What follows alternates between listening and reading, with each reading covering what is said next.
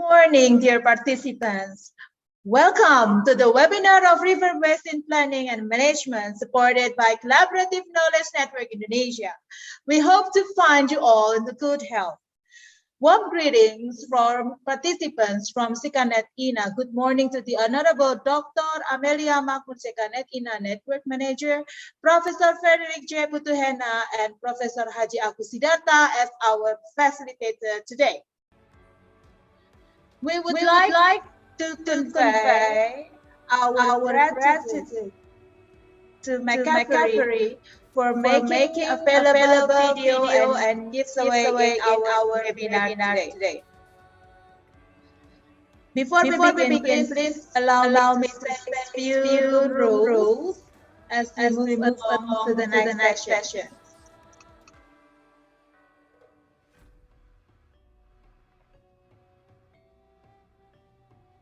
Participants are required to turn on the camera if there is no connection problem.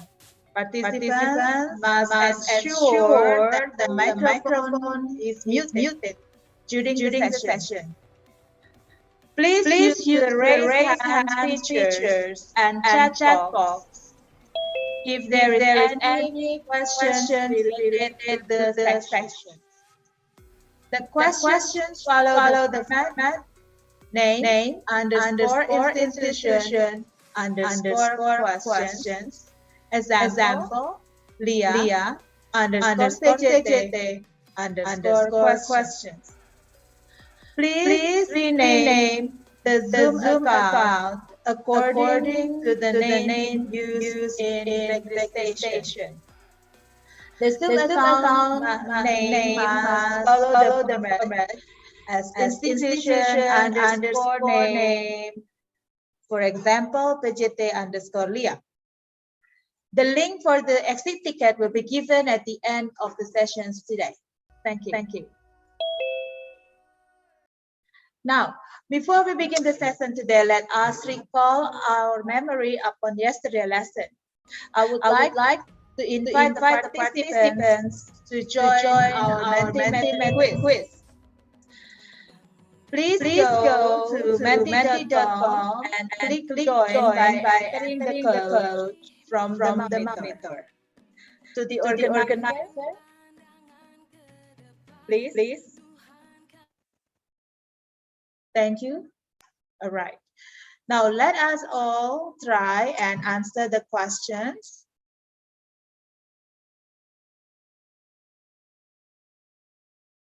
Okay, Pak Ari, I think you can still do the menti.com.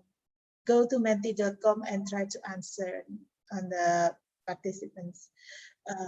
Just click on menti.com and put in the code. Okay, maybe we can have the code one more time to be given in the chat box. Right. While waiting, we are going to have the menti.com. Can we, organizer, please share the menti.com code?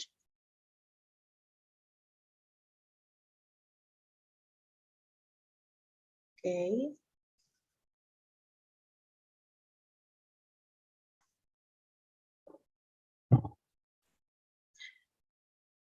Please wait for a second. We are still waiting for people to join, for participants to join the menti.com. Everybody, please click on the menti.com and click in the code.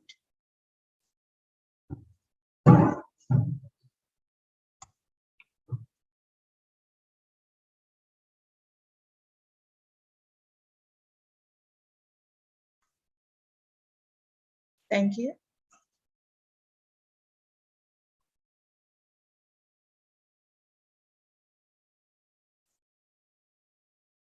Please go to the menti.com and use the code of 36804720.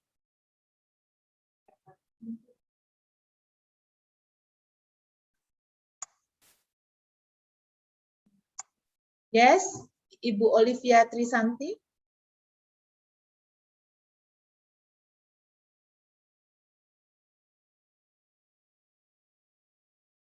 Ibu Olivia, is there something that you would like to ask?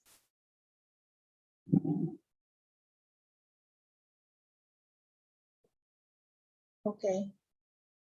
Let's continue. Ibu Anas, how many participants do we have today? Still one. I would like to invite everybody to go to menti.com and use the code that is on the top of the page in the monitor. Please use the code that is on the top of the page in the monitor. 36 80 47 20.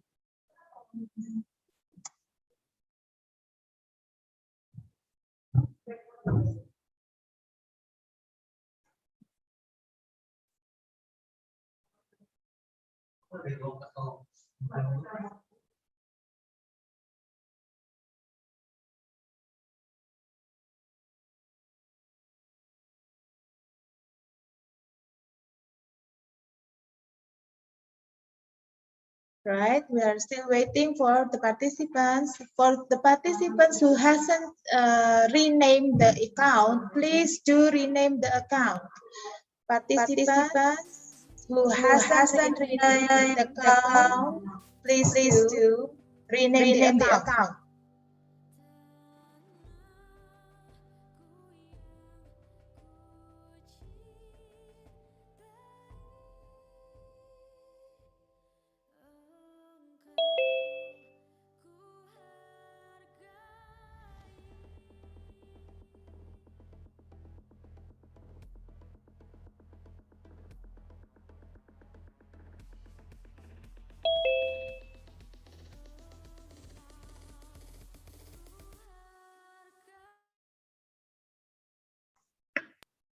Thank you very much.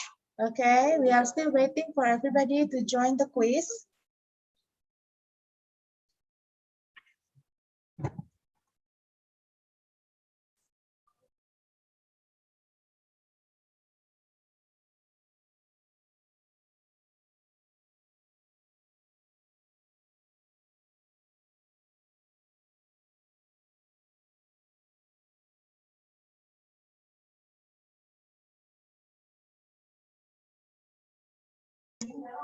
Please insert the code.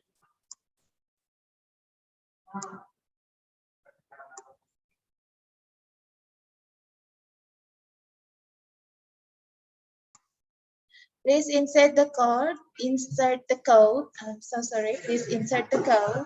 Let's go to menti.com and please insert the code 36 80 47 20. Thank you. There are 6 participants who has followed 7 yet. Okay, continue please. Please.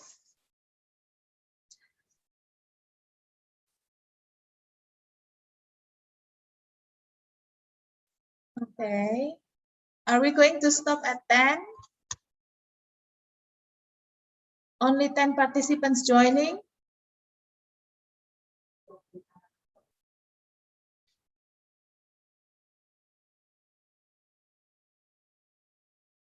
Okay.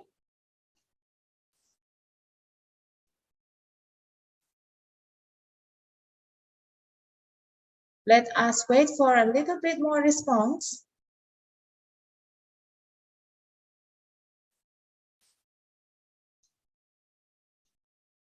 I believe everybody is still remember what Professor Ferry Putihana has already explained yesterday, so we are still going to wait for a little bit more response.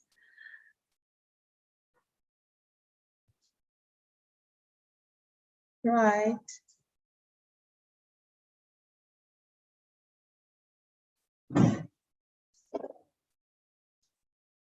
A little bit more.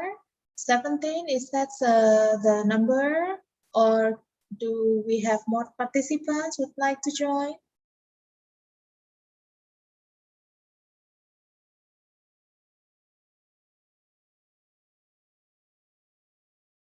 Okay. Okay. Thank you very much for the participations.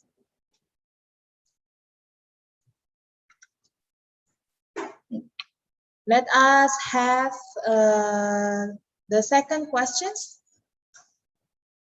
Run.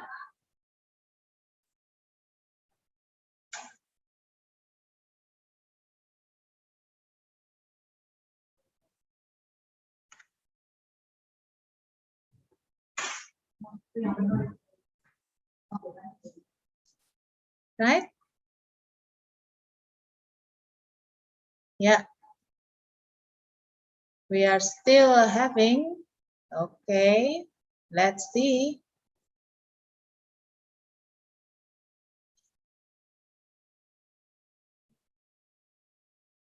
Time is only 25 seconds. Let's go.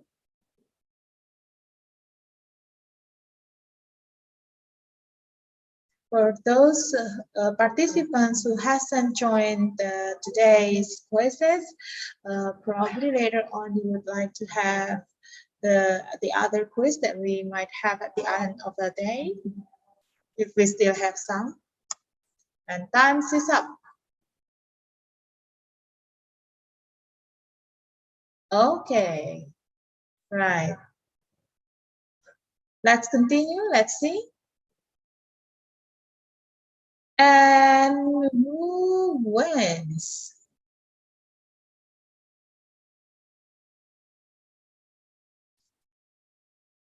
Congratulations to Ted. Right, congratulations to Ted. I do hope that everybody, when you go and come into the quiz like this, please use your registered name. Thank you very much. Let us move to the next session. Thank you, organizer.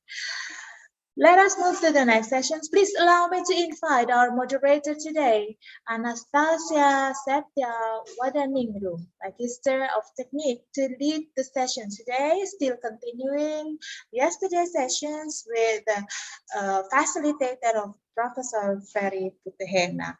To Anastasia Wadaningru, the screen and time is yours. Yeah. Good morning to all participants. Welcome back again on the day 2 of the webinar of River Basin Planning and Management. I wish you all in the good health, and we are here today to listen and learn together again with our speaker today, Professor Ferry Putuhena. Not only Professor Ferry Putuhena, there is another professor we will present this session. But first, in the session 1, it's time for us to continue with Professor Ferry Putuhena. Don't forget to all participants, if want to ask questions, you can chat on the box with the format provided by the committee or organizer. Please, Professor Ferry Putuhena, screen and time is yours. Thank you. Let me share screen.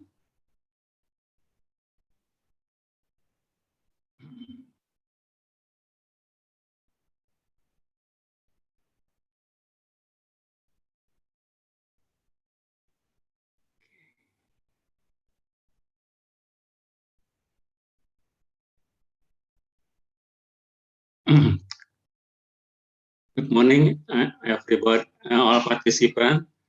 I want to continue the yesterday presentation with integrated water resources management. So we want to introduction first, introduction water integrated water resource management, and then you'll see how can we make it works, yeah, can when it works. And then also there's a video presentation that we can see together to enrich our knowledge about integrated water management. First, I want to share screen, but I want to open it. Wait a minute, yes. Okay, Prof. Take your time. Let me start again. It seems that I haven't opened the file.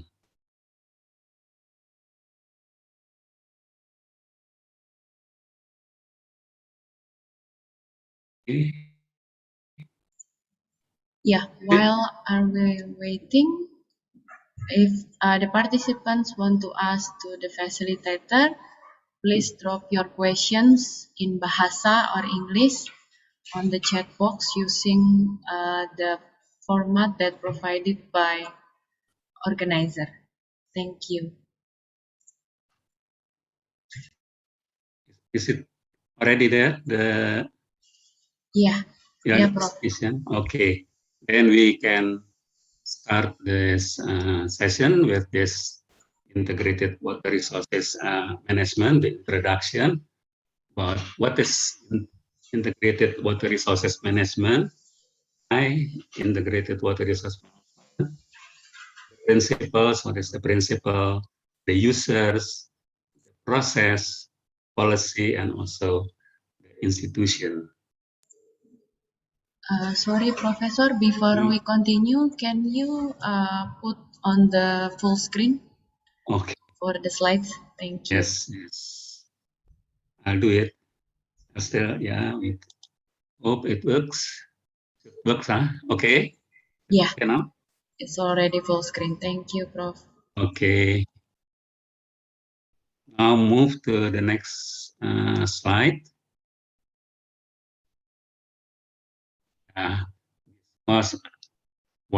Because we share the globe. Yeah, we share the globe. Here is the globe. 70% of Earth's surface, only 3% of it fresh water. 2/3 of this is frozen in the sheer polar escape, and then only 0.3% is surface water. So it's finite resources. Yeah, in the surface water, we can add more from the groundwater, of course, with some effort. And then the natural water cycle, we know it's already, but the natural water cycle, is the hydrological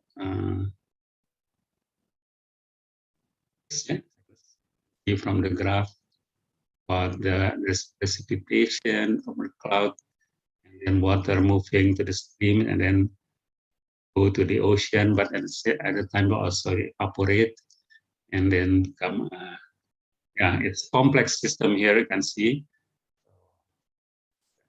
And then our water go to the river basins, water cycle,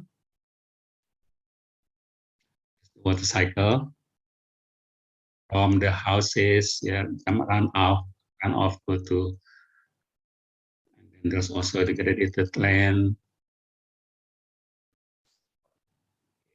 All water flow are embedded in the river basin, creating interdependency between uses and users.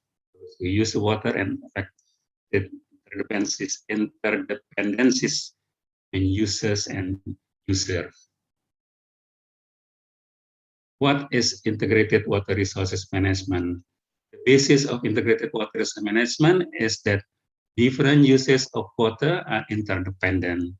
The goal is sustainable management and development of water resources. What is integrated water resources management? Integrated management means that all the different uses of water resources are considered together.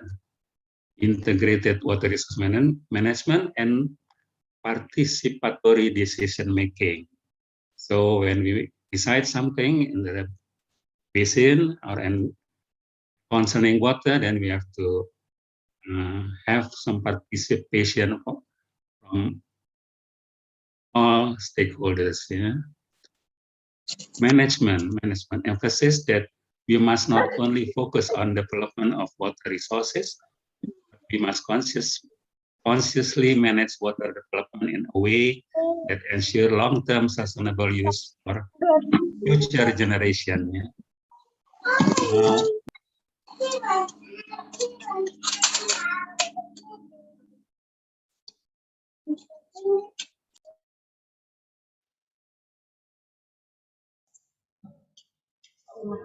Vero, you are Okay. okay. Okay. Thank Okay. you. Please continue. Why integrated water management? The key issues in water management is the fact today more than 2 billion people are affected by water shortage in over 40 countries. 263 river basins are shared by 2 or more nations. So it's a lot, yeah, 263 river basin. 2 million tons per day of human waste are deposited in the water courses. Half of the population of the developing world are exposed to polluted sources of water and increased disease incidence. 90% of natural disaster in the 1990s were water related. Hope this already reduced, yeah, because we are now in the year 2020s. 21. The increase in numbers of people from 6 billion to 9 billion will be the main driver of water resources management for the next. So we need urgency for action. Water is vital for human survival, health and dignity, and fundamental resources for human development.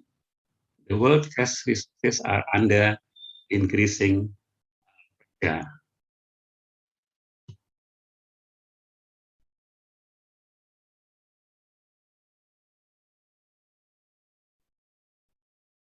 Okay. Water governance crisis, because we use to use a sectoral approach to water resources management, have dominated in the past, still prevailing. This leads to fragmented and uncoordinated development and management of resources. Well, so water government crisis and also increase competition. Key issue in water management, securing water for people, securing water for food production, protecting vital ecosystem. So another issue is the gender disparities. Water management is male dominated. Though their numbers are started to grow, the representation of women in the water sector institution still very low.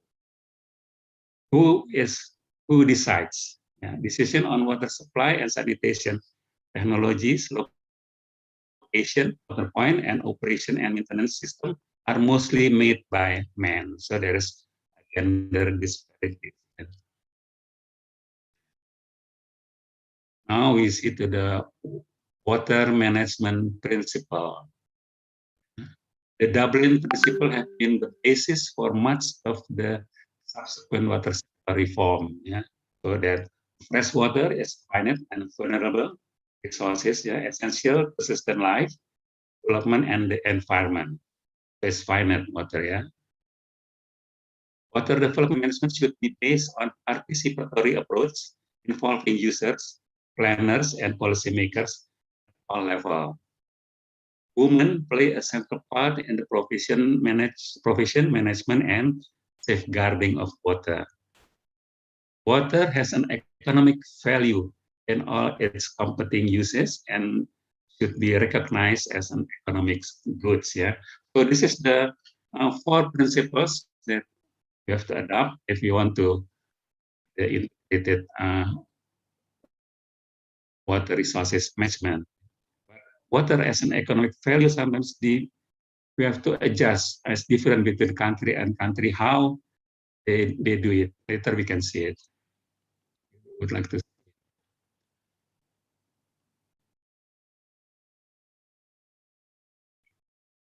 This is the still that fresh water is a finite and all resources is not. So the water cycle in a river basin. Yes, if we conduct the integrated water resource management, that we have to see it from river basin. River basin is a unit that we work for that integration, all the integration for doing the integration water management. Yeah. Yeah, this is the participant approach involving raising awareness of the importance of water among policymakers, the general public. It means that decisions are taken at the lowest appropriate level with full public consultation. This means public consultation and involvement of users, planning, and implementation of water process. So later we have to see the steps of doing this. All that public can participate in the process. Yeah.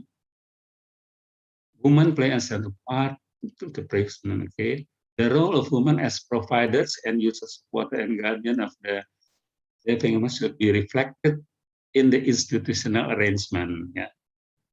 Positive policies needed that women involved in institutional, when we raise institution, then women should be. Water has an economic value in all its competing units, uses, and should be recognized as economic goods. Yeah, some countries it is public goods still. Basic right of all human beings to have access to clean water and sanitation at an affordable price. Failure to recognize the full value of water led to wasteful and environmentally damaging uses of resources. Treating water as economic good is an important means for decision making on the allocation of water. Yeah, this is not important, but we still have to consider that water is a public good that have economic function, social function, and environmental function, not only economic function. Yeah, they have other functions. So we have to be careful with treating this water and economic good. Yeah. The water uses good and bad point. Users could know. Each of water uses identified above has valuable positive impact. Yeah, agriculture, water supply and wastewater, mining, industry, environment, fisheries, tourism. It is as positive have the priority. Each country has its priority development and economic goal. Cross-sectoral integration. Yes, yeah, we have to integrate from national, integrating across levels and sectors. Now, in the basic level and in the local level. Social and economic benefit from water usage sector. These are generally obvious in terms of food production, energy production, drinking water, job, recreation, but the relative value of this benefit is more difficult to assess. Benefit of the sector. To the sectors, the water users, good and bad point. The challenge to conventional practices. Yeah, the case of integrated water is strong. The case for integrated water resources management is strong. The problem for most countries is the long history of sectoral development. Yeah, because I'm already used to the sectoral development, then we have to change. There is a challenge to conventional practices, attitude, and professional certainties that confront entrenched sectoral interests and require the water resources is managed holistically and for the benefit of. The process for implementing integrated water resources management. So when we implement this in IWRM, then we have to negotiating differences. Yeah, sector have differences, and then we have to negotiate. Threat to people's power and threat to their senses of themselves as require platform be developed to allow very different stakeholders, often with apparently irreconcilable differences, to somehow work together. Yeah, that's the required reforms. Required reforms. That mean a step-by-step process because of the existing institutional and legislative framework. Implementing IWRM is likely to require reform at all stages in the water planning and management cycle. Yeah, yesterday we see about this planning and management cycle. Yeah, then it's require reform for all this. Yeah, because of the sectoral approach to the integrated policy and legal framework. Yeah, we in Indonesia we work very hard for this legal framework. Yeah, especially to adopt this water as an economic value, where is it really public public goods, yeah, not economic goods, but public goods that have an economic, social, and environmental value. An overall plan is required, yeah. A new water policy reform to change our attitude to this. Water regulation convert policy into law and should clarify the entitlement of responsibility of users and water provider, clarify the role of states in relation to the other stakeholders, formalize the transfers of water allocation, provide legal status of water management, and ensure sustainable uses of resources. Institutional framework, yeah, role of the government as facilitator and regulator, yeah. So government as a facilitator and regulator, agreeing on the level of government involvement. So where does government responsibilities? Institutional requirement, stakeholder involved in decision making, water resources management based on hydrological boundaries, that's river basin, organization structure at basin and sub-basin level to enable decision making at the lowest appropriate level. Government to coordinate the national management of resources. It's a river basin organization, yeah, the river basin as the logical geographical unit for the implementation. Water balance in the river basin, I think we have water in the equation below, in equal to the out plus storage and changes. Yeah, so it's there with what that water we have and the water we use, and then coming in, coming out, and there is storage changes. So it's balanced. You can see from there. There. Here, the integrated water resources management, the planning process. Here we have this thing. First, the vision, yeah. Initiation, establish status, water resources issues, recent international development. Yeah, so we still have to internationally because we share the globe, yeah.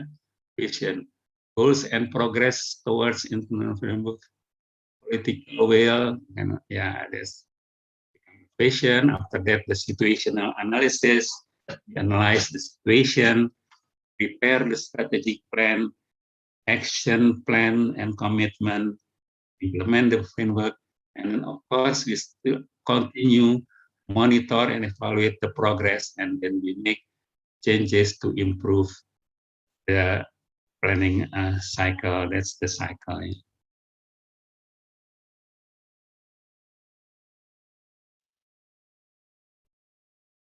Yeah. Now, of course, the people now is more in the urban area compared to the rural area. So we have to also focus in this urban water cycle, yeah. Urban water cycle, municipal water use scenario, thing, waterworks, potable water supply network, go to this, yeah, and then from the room do the black water there and then go to the treatment plant, rinse, and then some go to the surface water body, non-potable water treatment, non-potable water supply network, and then you can see all the cycle. There's a yellow water also fertilized. Yes, and then natural catchment, green field, interflow, then evaporation, base flow, surface flow, develop catchment. Develop catchment, the flow is changes. Yeah, so this surface flow is interflow, surface flow is bigger now, base flow smaller, and then evaporation before and after towards a more sustainable urban water cycle. Oh, this is yesterday we talked about this. Region in Java, we try to forecast what is in the water balance in 2010 and then what is in 2030. This is the difference between the world of science and the world of politics. Yeah, so this we have to work together if on this that big difference. So thank you for this introduction. I don't know whether we still have to go time for the next integrated water resources management, how to make it work. What was still the time arrangement? Yeah, we still have few minutes for the next session. For the session, sorry, Prof. You can continue. Thank you. Okay. So actually, I have a video here. Yeah, a short video. Yeah, the video is yeah. This video is about so far what we saw we present the all the article as a general, yeah, general knowledge. Now we go deeper. We go deeper. We would like to see the for water integrated flood risk management. So now we try to see the aspect of the flood from this integrated water resources management. Flood is part of this integrated management, and then we want to see a video about this. Let's see. So I have to stop share this first. Okay. There another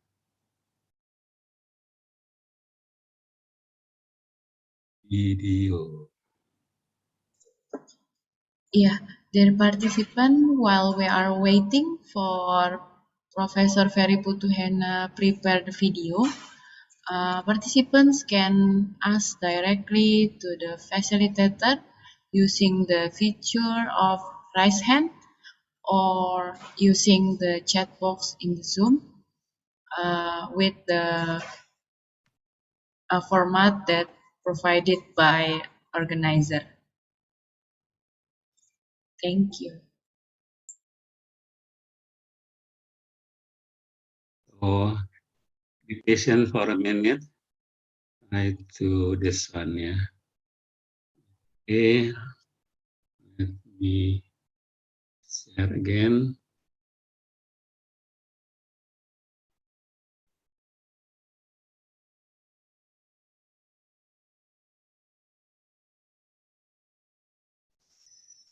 Share screen. Sound. Share. Hopefully it's works. Yesterday is a bit problem with this.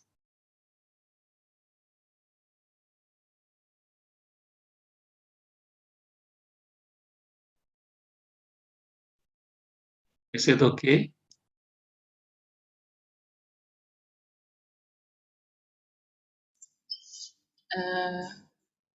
Still not Module playing. 7, Yeah, towards integrated flood it's risk already management and its playing. indicators. Okay. The goal of this module is to find out how to meet the objectives of integrated flood risk management by looking at the process and indicators involved to assess its effectiveness. After successfully completing this module, you will be able to promote the understanding of integrated flood risk management as a long-term process and not in project terms. Explain the evaluation on the IFRM process and set up process indicators, as well as political indicators for IFRM. Implementation of integrated flood risk management principles is similar to integrated water resources management. It takes place at the river basin level. In fact, IFRM is a subset of IWRM, since it is part of the whole water cycle, managed through IWRM principles. Flood and drought management is one of the river basin functions, and should be managed in an integrated way with other water resources management functions. Specific flood and drought management functions are focused on activities to mitigate and minimize harm to humans, environment, and economic values. For example, by forecasting flood and drought events, and mapping inundation areas for extreme floods. IFRM is a basic concept for flood risk management in river basins. As a component of IWRM, it is considered a contribution to a process, or an approach, towards more sustainable management of water resources in the river basin. The challenge when addressing sustainable management of water resources is identifying the progress towards sustainability. This is a strategic issue, since it links to the suitability and effectiveness of laws and institutions, and also the management strategies and approach being applied. As explained in earlier modules, IFRM is a comprehensive approach to managing risk as a result of flooding. The overall objectives and philosophy of this approach are sustainable development, balancing development needs and flood risks. Maximizing net benefits, ensure livelihood security and poverty alleviation, thereby reducing vulnerability. Minimizing loss of life, in particular, through preparedness planning for extreme events. And environmental preservation, ecosystem health and services. Indicators are measures selected to assess progress towards the targets associated with goals and objectives in the accomplishment of actions. Indicators are the basic building blocks of integrated flood risk management.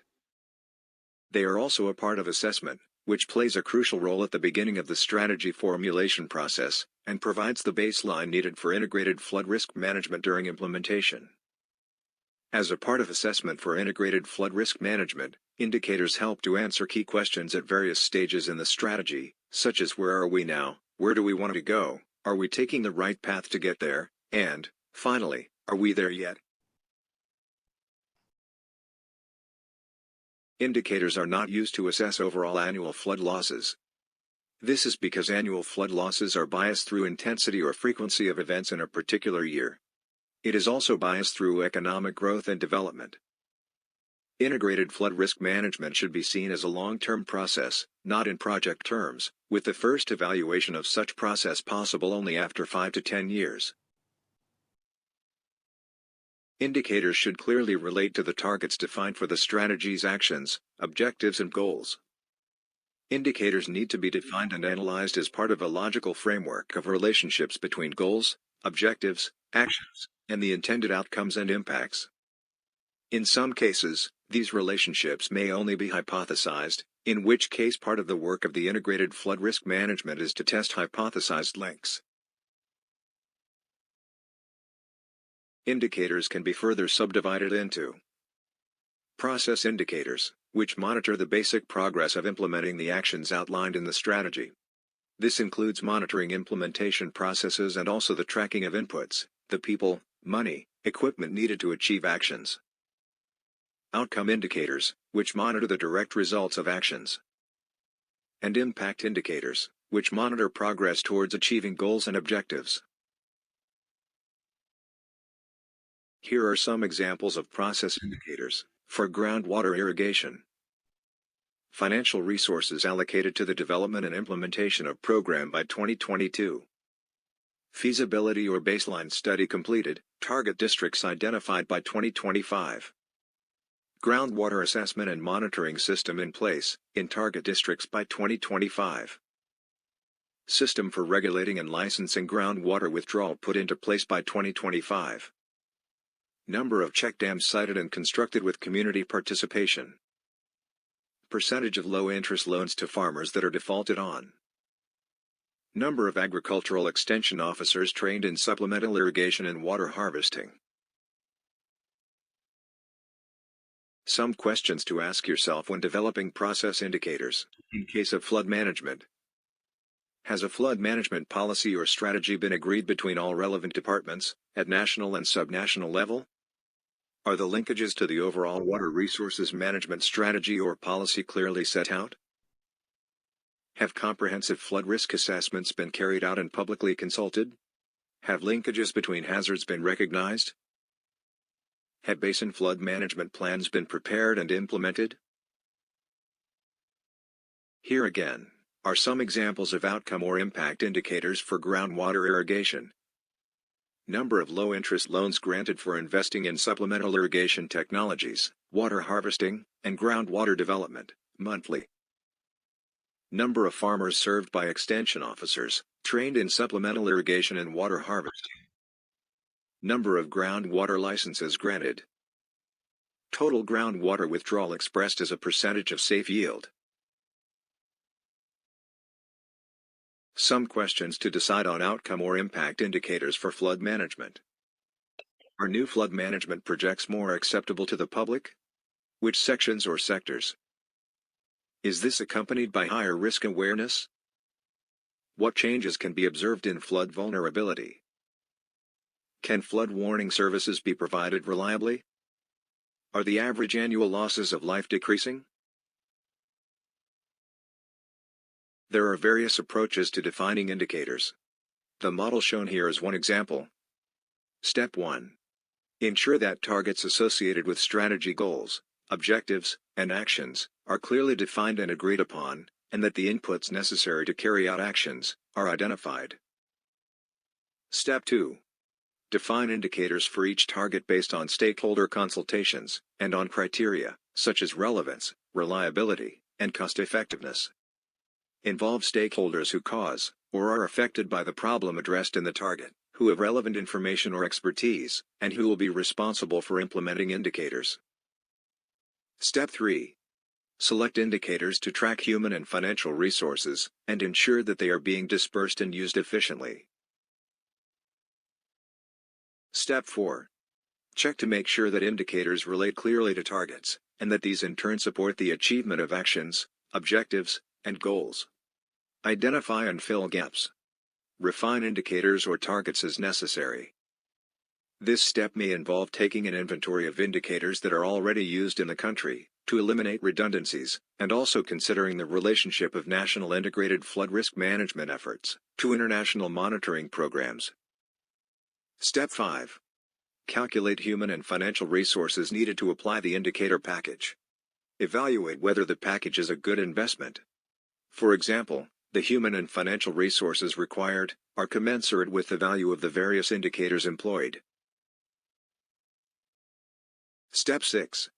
Agree on the agencies or institutions that will be responsible for applying the different indicators, how, and how often. Step 7. Determine how the information resulting from the different indicators will be managed. How it fits into decision-making processes, both specifically related to the strategy, but also ongoing policy and planning processes. How information will be amalgamated to get a more comprehensive picture of progress. And how it will be communicated to stakeholders. Step 8. Include requirements for integrated flood risk management in capacity building plan, budget, and staff allocation.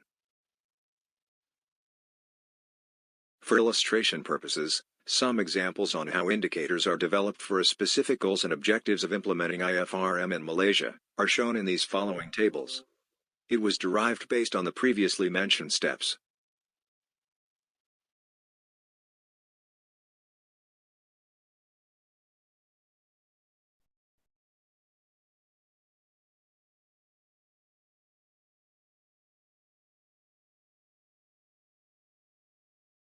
Here are some criteria on how to develop indicators. Simple, easily measured, understood, and applied. As few as necessary. Use existing information where possible. Relate at the appropriate scale. Detect change. Comparable, repeatable and defensible between sites and times. Remember, performance indicators for flood management are based on the basic river basin management functions.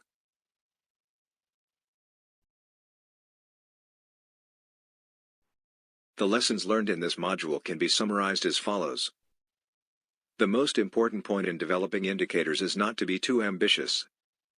Start with what can be realistically done, or else failure is guaranteed. Indicators may change with time to reflect the status of the river basin. Several criteria can be identified for choosing indicators. Not all indicators may comply with all criteria, and criteria may change for different circumstances. In our context of addressing water resources management, an overarching criteria is that the indicators relate to river basin water management objectives. You have reached the end of Module 7. On the next module, we will learn how to formulate integrated flood risk management strategies.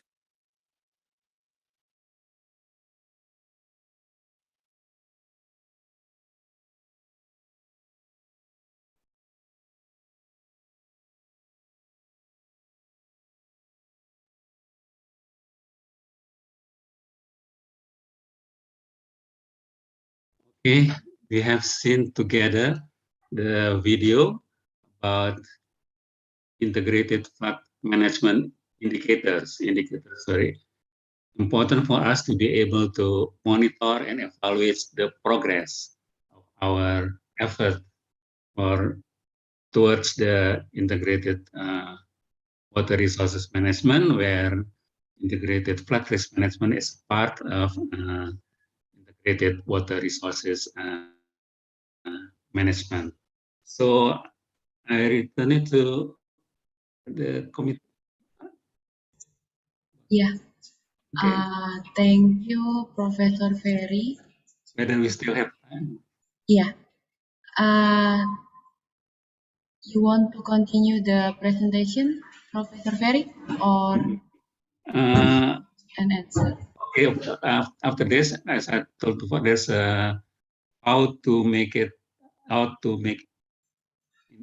IWRR. How can we make it work? Yeah, you can continue the presentation, Prof. Okay. So again, I'll share. Okay. Share. Whether I already open it or hopefully already open. Yeah, this one. Okay. Yeah, so we'll continue with this. Yeah. I want to make it larger first. Oh, this is, yeah. So the next part is how to make it works. Yeah.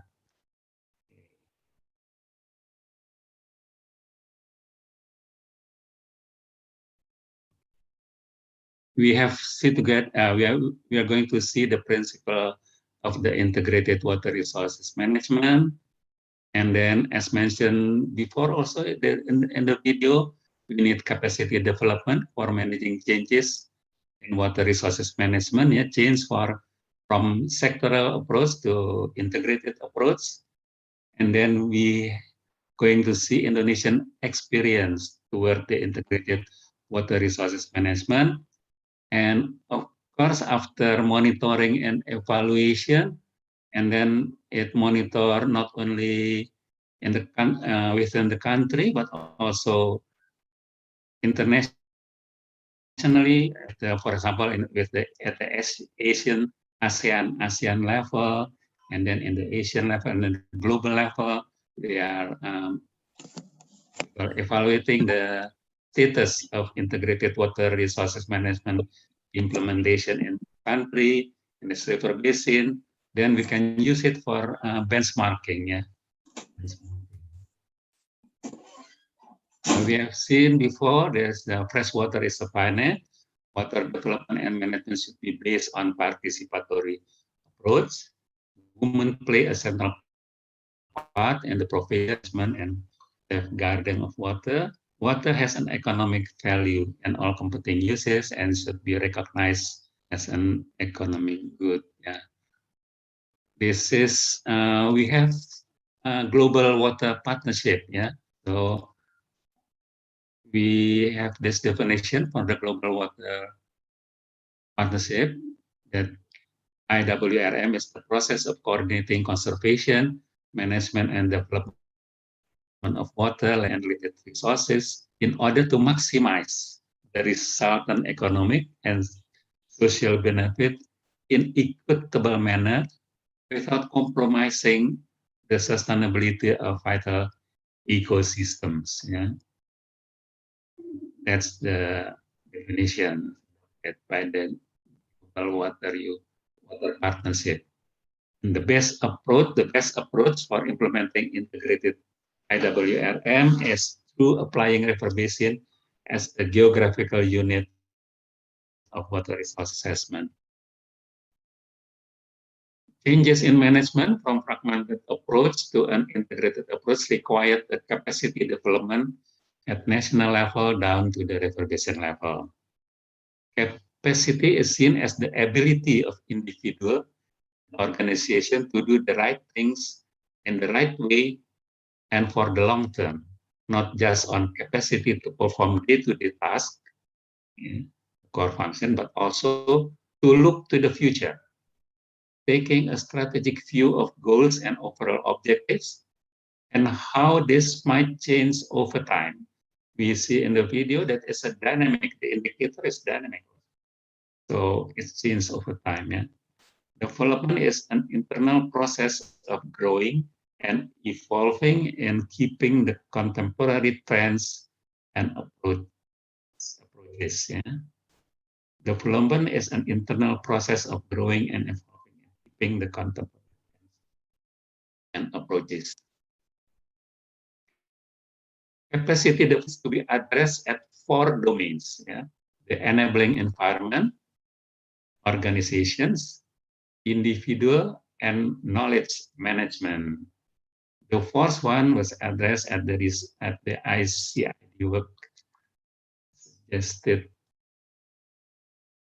cross-cutting theme of management of the 3 domains of previous activity. Source from the Journal of International Commission on Irrigation and Drainage. This at 2008, yeah, 2008, that adding the first, we only have enabling environment, organizational and individual at that 3 domains. But after 2008, we're adding to the knowledge management, cross-cutting effort. Now we see to the Indonesian experience toward integrated water resources management.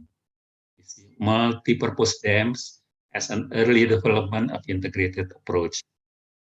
The requirement for reservoir, especially the multi-purpose reservoir, brought the modern technology in water resources development in Indonesia through the construction of Jatiluhur multi-purpose dam. Constructed in the late 1950s, Jatiluhur has been in operation since 1967.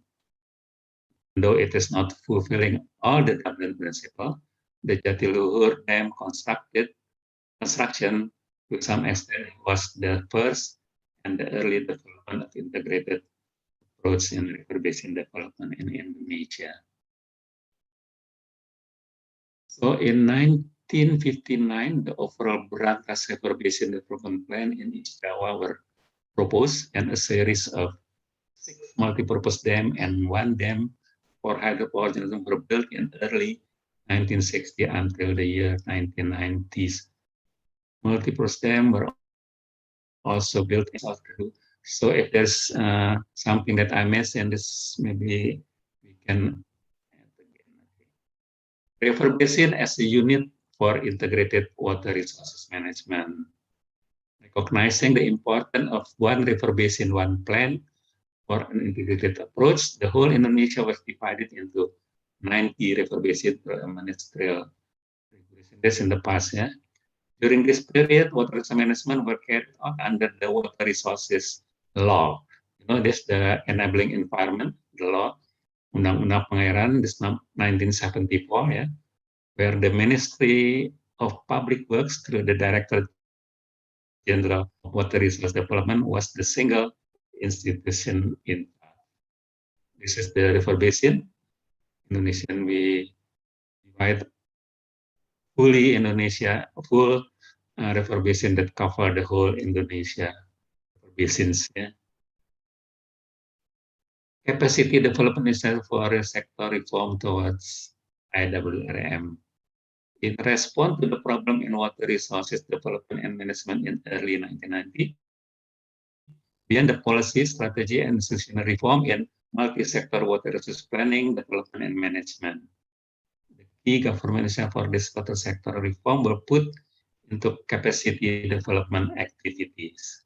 In 1997, the monetary crisis that hit many Asian countries and particularly Indonesia induced some setback on the capacity development. Since the crisis, the government institution reform has been aiming for sustainable development and an effective, efficient, and accountable government. The main objective has been set for changing the government from provider of goods and services to enabler. The community mobilize its own capacity for solving problems. The objective has been set for decentralizing the government decision and financial to provinces and district company which enact two law. For the in the year 2000, this is for the enabling environment domain. Yeah. In the year 2004, the reform and capacity development activity produced the new law of water resources, which was endorsed by the Parliament on February 19, 2004, to replace the law number 11 in 1974. The new water resources law is consistent with IWRM principles and hence provide a legal environment that enabling the process of integrating water resource development and management activity. The new water law creates an environment for non-government organization, business, individual citizen, and community to participate in the process of planning and implementation management, along with its function.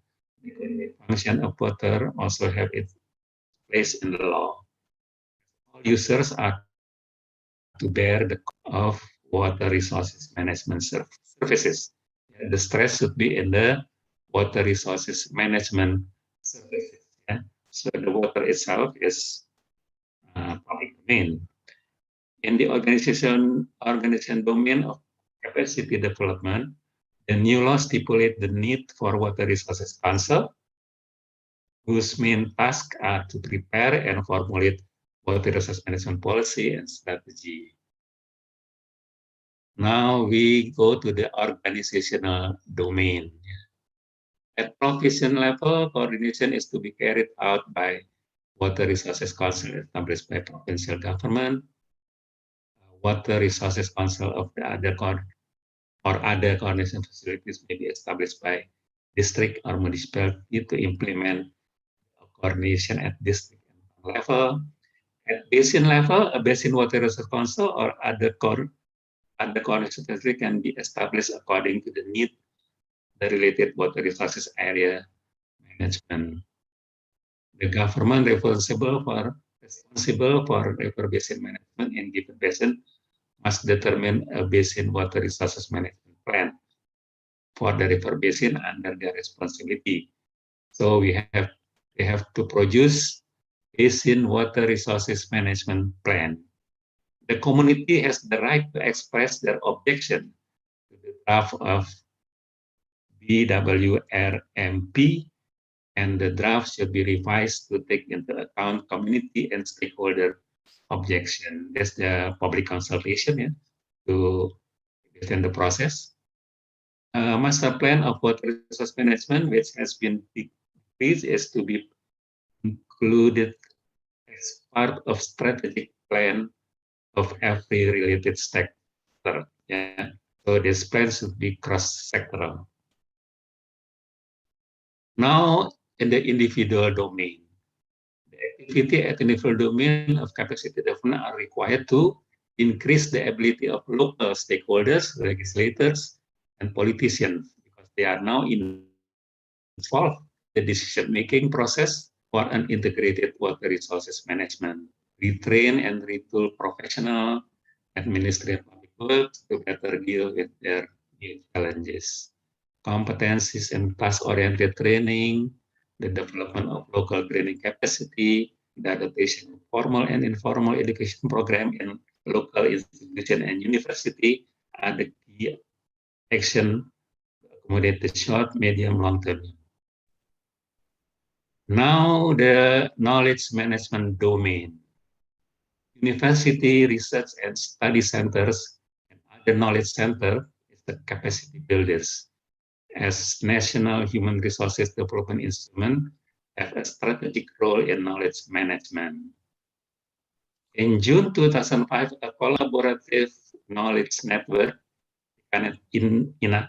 consisting of national capacity builders has been formally set up as initial part of continuing capacity to development process, where the member can collaborate to support and provide future capacity development intervention in the region. So this CKNet we have now, we organized this webinar is established in June 2005.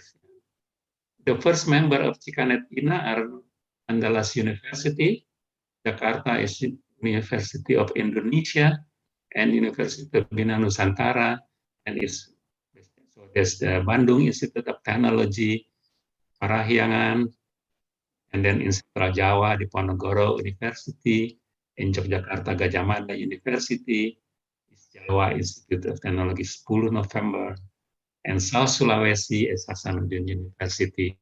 This is the first member of CKNet INA.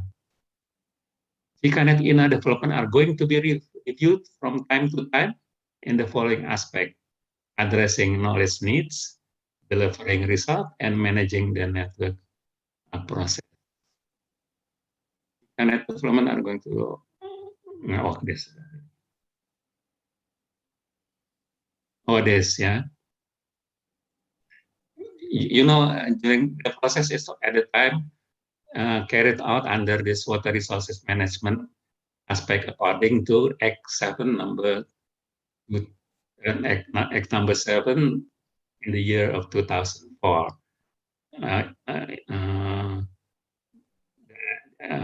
There's what you call it, make enabling environment and this water resources conservation, water resources utilization, water destructive power control. There's actually what you call it, disaster risk, reduce the disaster risk reduction, yeah, water destructive power control. Then the system information and data, and then community empower. Act number 7, 2004 has been ruled out by the court order number 85 slash PUU 11/2013 at 18 February 2015. Yeah, so it has been ruled out. Yeah, because of that. The third principle of the integrated water resource management is we have to be careful and treat the water as public goods that have a function of economic, environment, and social function. Yeah? So there is something that not really what they call it, really smooth enough for that thing. So then we rule out, and then we come back again. since the Undang-Undang 7 terus has been 2004, not 14, terus has been ruled out, then the legal basis refer to 1974. And then during this time, there is a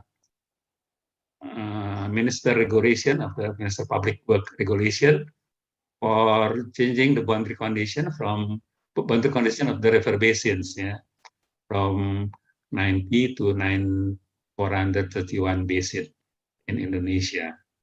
And also about the master planning and power plan of water resources management to accommodate this participatory approach, the public consultation within the process when we make a master plan of river basin plan, and also when we go further for the design of the project, how during the design, so the participatory approach should be included in the all project cycle, so that's why need a regulation for that. This is the boundary of 131 basin in Indonesia.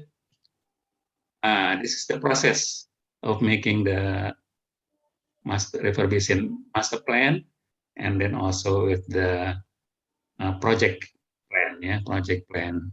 So in the yellow orange, you can see the PCM, public consultation first, and then public consultation second, public pre-PCM, and then until the ratification process where water resources management in river basin, we call it in Indonesia called POLA, is final. That's the process. The state 1 preparation, state 2 methodology, and this decided. Okay. So this one is for that project, for that project plan go up to the implementation. Rencana, we call it rencana. So we have a POLA and rencana. POLA is the master planning, and then rencana is the technical aspect. The process is be also with the public consultation. Okay, continue. Some of the river basin has been developed since the first multipurpose dam has been built in Indonesia and operation, while many river basins are still under development. The river basin stakeholders should know the condition of its river basin and make a planning for continuous improvement by benchmarking to other appropriate river basin. If we have the indicators, then we can evaluate status. This kind of checklist, you can make a checklist for basin development management, like is there an organization at the basin level, what kind of investment has been put in the river basin, is there a network of hydrological data collection, whether a master plan for river basin development has been formulated, what kind of activity that stakeholders have been involved, whether a master plan for river basin management has been agreed by all stakeholders. River basin are taken for benchmarking. In the year 2019, new law of water resources was endorsed by the Parliament in October 15, 2019 to replace Undang-Undang number 11, the law number 11/24. We have that law 2004. It is ruled out, and then we have back again to this Undang-Undang number 11, 1974, and now since 2019 we have the water resources law that have treated the water as the public good, as environmental, social, and economic function. Way forward is providing government regulation for the further implementation of WRMM based on river basin approach IWRM monitoring and evaluation, and benchmarking. For benchmarking, maybe we need this because we not only do it in national level, we also going to give it this a global water partnership Southeast Asia. Now we are still doing this core activity, core activity 2022 timeline, the WPC. And then actually the process start before 2020 when we have status. Now each country in the ASEAN region now have evaluate the status, their status for implementing the integrated resources management. So 2020 we know the status, and then we move forward on what do you call it? Go for an open program, progress of internet in Asia. There is a report, you can see the report of the progress of integrated water management in Asia Pacific, and what they call it, look at this website, and then can have that progress, and then also multinational, multi-stakeholder, maybe it's fully. This I think is from Mr. Fani Weda who did presentation, National Multi-Stakeholder Integrated Water Resource Management Performance Assessment. He's the regional coordinator for Global Water Partnership Southeast Asia. So what? It is a multi-stakeholder assessment of IWM implementation performance at national level, which built upon the UNEP SDGs. We have to relate with the Sustainable Development Goals, number 651, the survey 2020 survey. The assessment focus on these 4 themes, water for ecosystem, water for people, water for economic and development activities, water-related disaster risk reduction, and emergency response. It's the 4 theme, for the assessment before we go for an open program. Why comprehensive assessment? Division between teams, detailed priority area in each team, foundation to develop 3 years multi-stakeholders IWRM action plan. That's a core activity.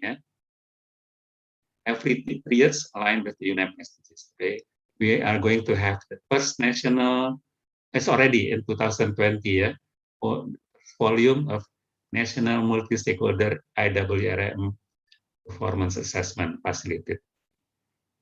We already have this first volume.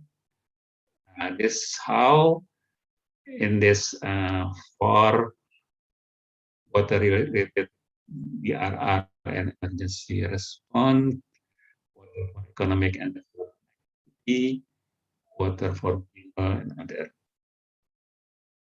Sorry, I have to this. I think we can. Okay, this is way forward. You can see it later. Water. How this? I think this all for the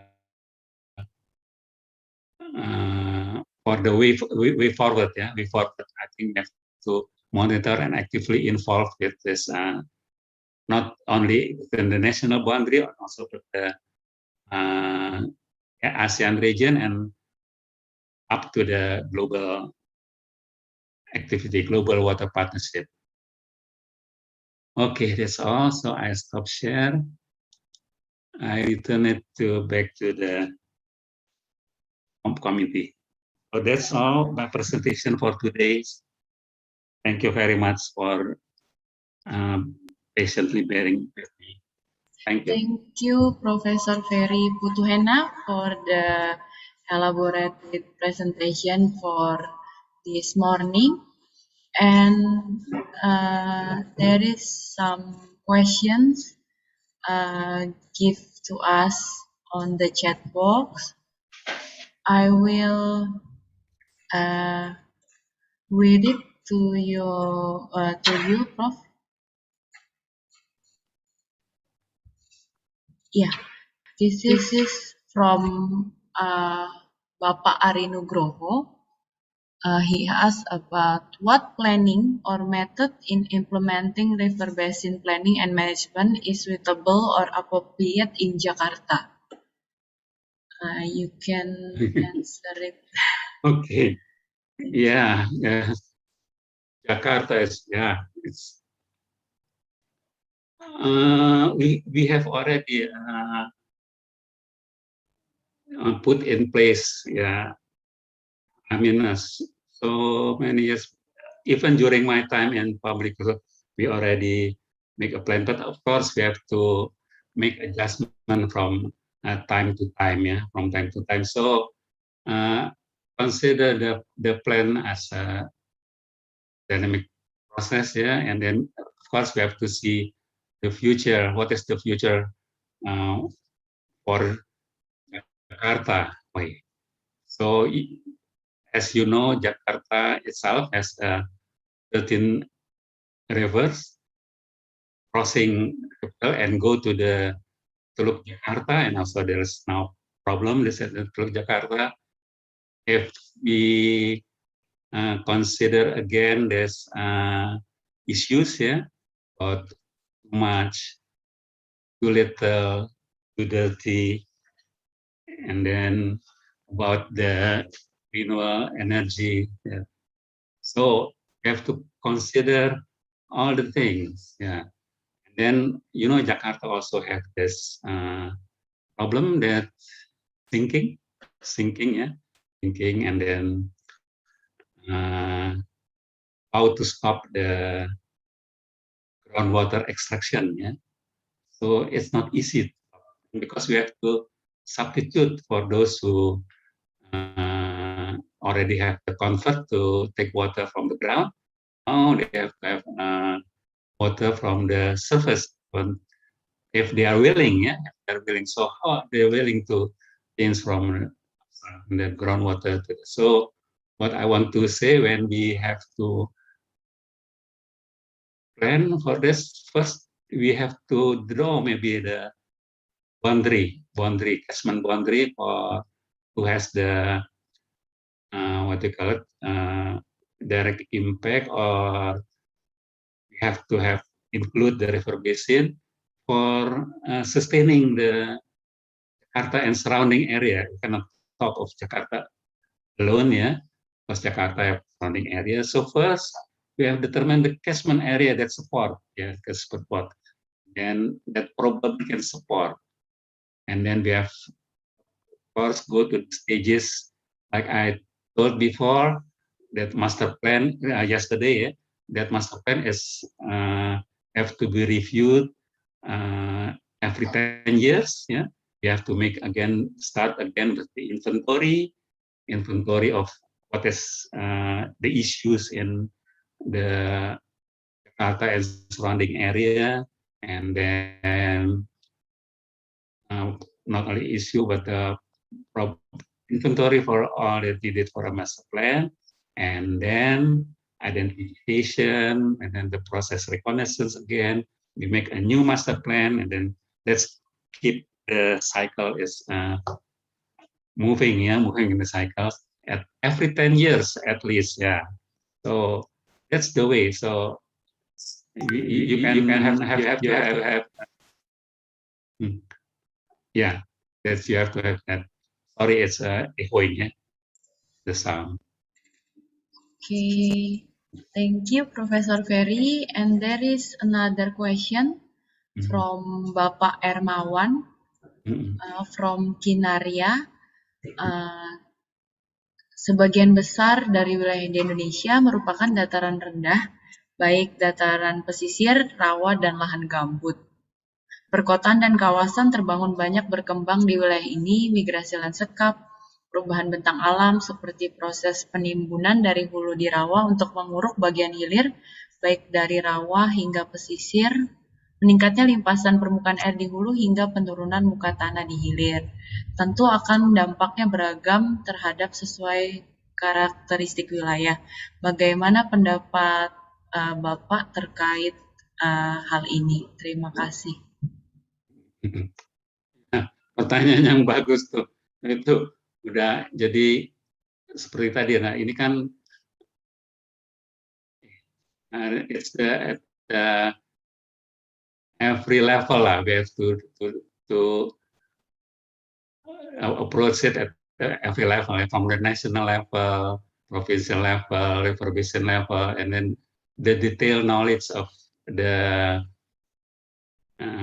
problem. Yeah, you mentioned about this lowland area.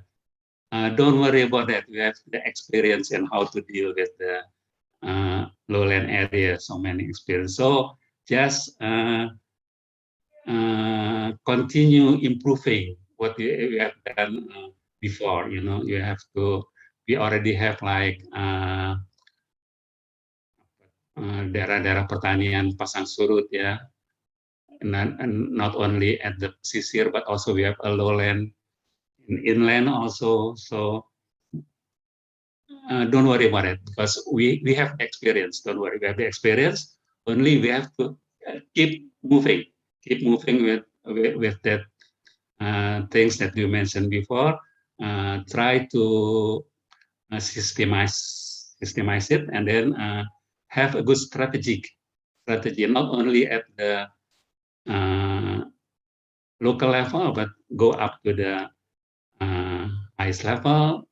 That we have to think together, participate all together. Of course, there is a mechanism for that.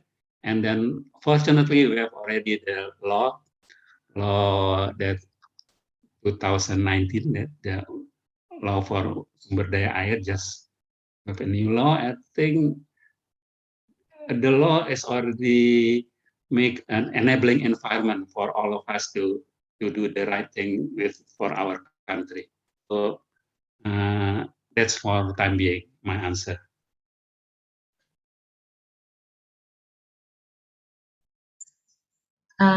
There is another question, Prof, from Ibu Desi, Pradita University. There is two questions, but I ask one question first. What are the water resources management strategies that can be applied in region which contain minerals in the soil to prevent water contamination that can interfere with public health of the people who live around there? Yeah. That's really issue that we have. Yeah. You know, I moved to Malaysia, to Kuching at the time, yeah, Kuching, and then in that area there is what you call it, the gold mine that already left because the gold is no longer there, but the polluted area is polluted due to that gold mining. Yeah, so then we really have to focus to yeah, this pollution is chemically, physically, chemically, and other physically. So we have to know that we have to monitor, do the monitor, have the data, especially with the dangerous chemical, with the chemical beracun, yeah, poison. So far we only maybe deal only with BOD, and it's a conventional, what they call conventional chemical, but we have to go deeper to that dangerous chemical. Yeah, try to have the data for that. How high is the so it's challenging. So what is it's challenging? So try to do it properly, and then like I mentioned before, it's the benchmarking. Yeah, benchmarking to other who already managed to do that kind of problems with the mining area. That's it. Yeah. Okay, Prof. The second question from Ibu Desi. Some countries have water conflict because of limitation on water resources and differences of landscape forms like water conflict in Middle East or some region in the east of Indonesia. Based on the issue, what is your idea about water resources management, which can be used to respond this condition?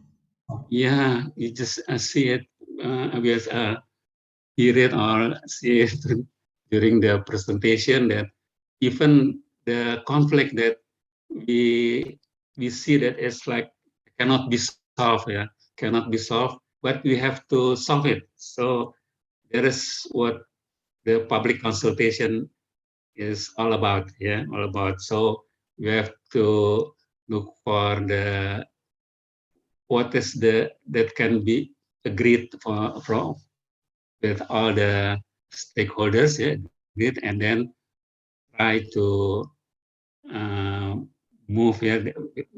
We already have the system there, yeah, like for doing the master plan. I mean, in that law, it's already there the system and also the regulation that when we doing that, we have to have that public consultation. It's not what they call it instant solution for that. Yeah, maybe we need a process. Maybe the process is not easy, but we have to deal with it. Try to set together, have the solution. During the presentation, there is like the logical framework analysis, like that 4 column that we see before, and try to see if we want to make a project, then that's an instrument for how we can sit together like in a focus group discussion or in the workshop. Yeah, we sit together with the instrument. We present what is the problem and an easy way as a logical framework form that can be easily understand by all who have that conflict. Yeah, conflict. So that when we sit together, we can the discussion it can be easily understood, easily carried out, and then we can have agreed until some point. If it is not, then we keep on doing that until we reach agreement of how to solve it. So even the conflict is so what to call it, so society so tight, but we have to solve it together. Yes. Thank you, Prof. There is a last questions. And be right to me maybe. Yeah, from Bapak Agustinus, regarding to the conflict water. Based on your experiences, how to deal a problem or the best approach that we can use if we found a problem inside such as horizontal conflict between local people who live in water resources area. The main reason why this conflict appeared because they claim to each other about who is the owner of the water resources. This is always happen in rural area because people who uh, live there still have a strongly belief with their local culture. Yeah. Yeah. That's difficult because related with culture, with the adat, yeah, adat. So I really don't have direct experience with that kind of things. Yeah, but of course we have that. We have to what they call it, avoid, yeah, avoid such what they call it, and that's conflict, yeah, conflict that fight each other. So if it's reached to that level, then of course we have the what you call it, the policeman, the law enforcement. Sometimes you have to go for that law enforcement for those who carry that uh, petugas for the law enforcement have to be involved also. If the conflict is to uh, reach to a certain level that is become dangerous to both sides. Yeah. So try also to, because that what do you call it, enforce the to do the law enforcement. There is also institution that in charge that try to involve them also in the what you call it, law enforcement. That's my for that. Okay, thank you, Professor Ferry Putuhena, for answering the participants' questions. Uh, due to the time constraint, we are proceed to the next session. There is a quiz related to the session that has been led by Professor Ferry. For the participants, please be prepared to look at your screen and visit menti.com, and then the lucky participants can receive e-wallet. Yeah. We are waiting for the players, and please make sure you are insert the name of in the Mentimeter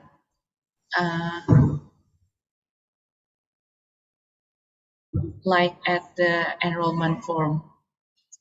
Thank you. There is 5 participants.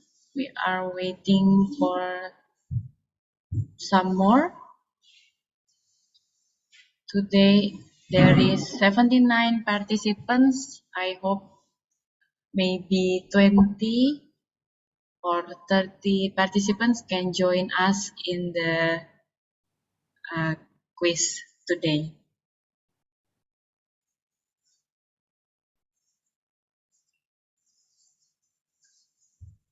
Okay.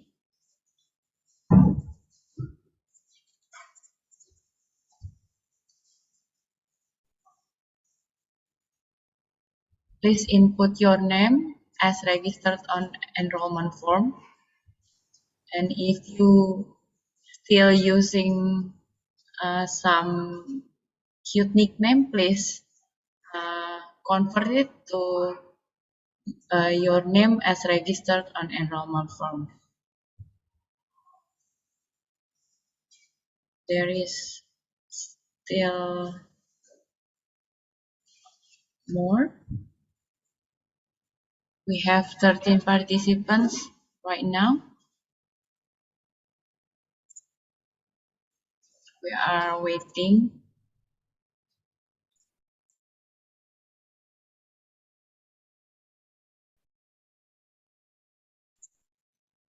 Maybe we will wait until, yeah, thank you.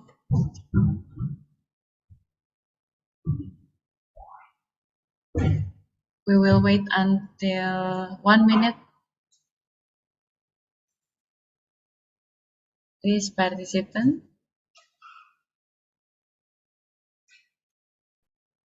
Yeah, thank you for joining us. Please don't forget to input your name as registered on enrollment form.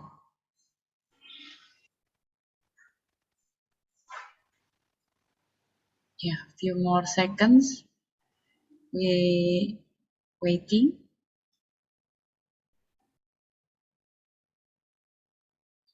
There is 16 players now.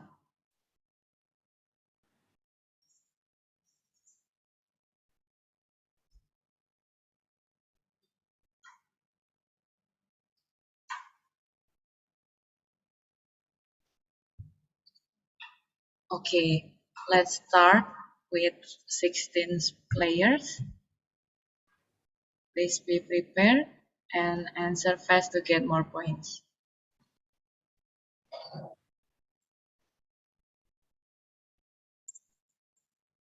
You have 10 seconds to answer.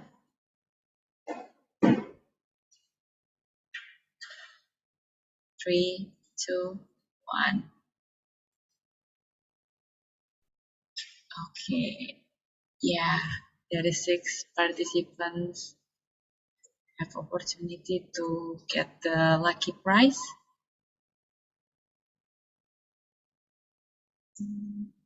Yes, we are looking for the temporary. The fastest is Ibu Feril, and then next, the last question.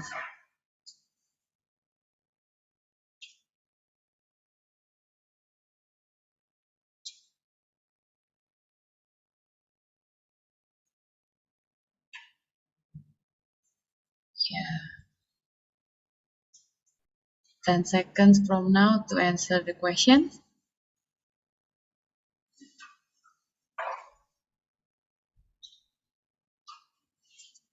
Okay, time's up. And there are 15 participants who answers the fast and the correct one.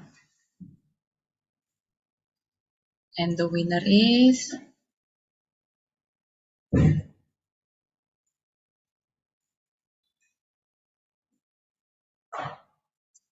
Ibu Enung. Congratulations, you are the winner.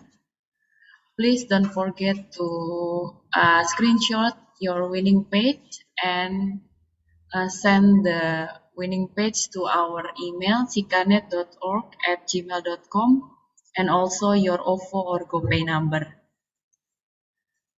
Thank you for the enthusiasm for taking this quiz. And the other participants, please don't be discouraged because after this, there will be more prize. So please stay tuned on the event. And now we will have a break for 10 minutes.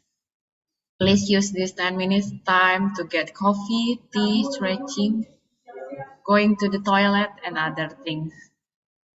Please enjoy the break and we will get back until 10 minutes. Yes, thank you, participants. Welcome back to our webinar. We're going to continue this session, but we are not only listen from Professor Ferry Putuhena. There is a Professor Agus Sidarta who will present about Jakarta Integrated Tunnel Plan. I will read a short bio of Professor Agus. Professor Agus is the initiator of Jakarta Integrated Tunnel or GIT on the February 2005, an integrated infrastructure underground tunnel which held the prominent function to overcome flood. It also holds 4 other functions, which amongst them are the clean water reservoir, underground toll, hydroelectric power station, and intermediate treatment facility. In June 2007, Professor Agus Sidarta initiated on stopping the Sidoarjo mud flood by using single engine explosion as new approach toward the issue. His experiences amongst them are 7 years in maintaining highways with PT Marga Nurindo Bakti at Jakarta and 2 years as senior infrastructure road specialist on private provision of infrastructure, a World Bank consultant at Jakarta. Professor Agus is also a member of Jakarta Transportation Hall by the period of 2004 until 2006, representing transportation planning expert staff. Professor Agus is also joining at BPJT atau Badan Pengatur Jalan Tol in 2005 as a member of BPJT representing professional staff as 8 years or 2-time elected period that ends in December 2013. From then on, Professor Agus is a president director of PT Antaraja Mulia Jaya, a company that was founded to carry out the Jakarta Integrated Tunnel. Without further ado, Professor Agus, the time and screen is yours. Okay, thank you, Anna. Good day, dear participants. I'm happy to see you this afternoon, and I would like to go directly to my presentation, which will be divided by the two parts of the presentation. Firstly, I would like to show you a short video movie about this project, and after that, in the second part, I will give the highlights on the slide presentation. Let's go to the first part.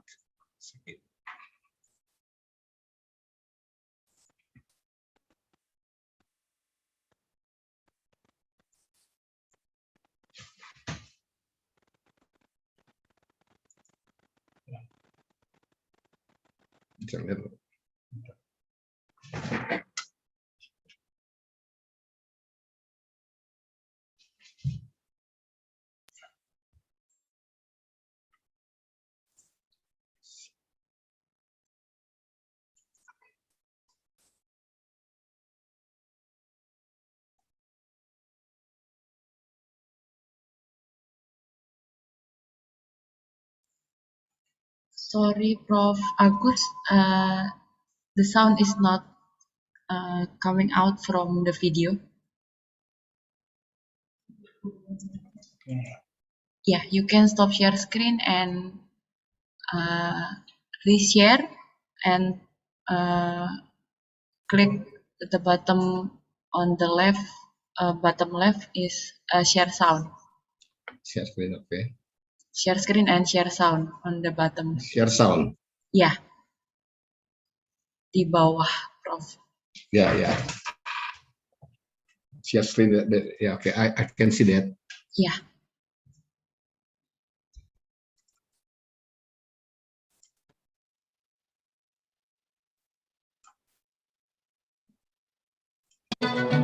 Jakarta Integrated Tunnel, Is it okay? Thank you, Prof. a twin or double-barrel tunneling system presented by PT Antaraja Mulia Jaya and supported by the Ministry of Public Works and Housing in cooperation with the provincial government of DKI Jakarta. Jakarta is the capital city of the Republic of Indonesia with the population of around 10.2 million people in 2011. But for Jakarta metropolitan area or Jabotabek, it has around 28 million people, which is the biggest in Southeast Asia, or the second biggest population in the world. Jakarta has only 7,660 kilometers length of roads, with a covering road areas of around 4,000 hectares. The ratio of roads in Jakarta only around 6% from the city area. Total amount of motor vehicles in Jakarta is around 9.6 million in August 2014.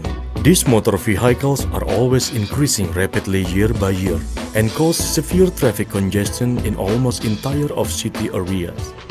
The classical problems of Jakarta city are traffic congestion and flooding. The basic concept of flooding management in Jakarta was given by Professor Herman van Brien in 1816, when Jakarta was called Batavia under the Dutch colony. In this concept, Batavia city was entrenchment by a flooding channel. In principle, this concept is to limit or restrict water rainfall coming to the city from the upstream area by building a half-circular flooding channel. Whereas since the volume of rainfall in the city has becoming less, then it can be managed by building several drainage channels inside the city. The Dutch has been built half portion of the flooding channel to cover surface water flow from the southwestbound area of the city. This channel is well known as Kanal Banjir Barat or West Flooding Channel. Just a few years ago, provincial government of DKI Jakarta has completed this flooding channel by building the other half portion of the channel in east direction, that is East Flooding Channel. However, now the new problem is arise. The old Batavia has already changing and becoming a bigger city called Jakarta. The flooding channel is not bounding around the city anymore, but now located in the middle of the city. Therefore, a new model of flooding mitigation is urgently needed at the southbound of this flooding channel. The best answers to all of those problems is the Jakarta Integrated Tunnel or GIT. GIT is a solution to traffic congestion and flooding problems, and at the same time, it can giving a solution to the lack of electricity and standard clean water supplies of the city as well. Actually, it is becoming an obligation to all of government in the world to build and to finance a flood controlling system facility. Because of, it will not even a single private company will come to step into such a zero-return project. In order to overcome this constraint in Jakarta Integrated Tunnel concept, the flood controlling system is integrated into a toll road system. So, GIT system relatively will not to burden the government budget, especially in operational and maintenance of the project. Jakarta Integrated Tunnel System is a twin tunnel or double barrel system of 12 meters inner diameter each. There are 3 lanes of toll roads in each tunnel. In the GIT system, the function of flood controlling and toll road is totally separated. There is no need to build a water gate inside the tunnel to separate and alternate these two functions, wet and dry condition such as needed in the single tunnel system. Therefore, it is no risk of the water will be flooded to the toll road at all. Since there is no land acquisition needed or only limited at both ends of the tunnel, therefore tunnel construction can be done in very fast and safe way using tunnel boring machine or TBM. While the machine is moving ahead, it is followed by installing precast concrete segments to form a tunnel linings or tunnel walls. The route of Jakarta Integrated Tunnel is chosen under an existing road or under an existing railroad. By doing this, it can assure to avoid long and deep pile foundation of buildings and to get a good compact subgrade formation. During construction stage of TBM, there is no or only limited disturbance to the existing activities on the surface. Method of works in the Jakarta Integrated Tunnel for flood controlling system is based on interconnected vessels principle.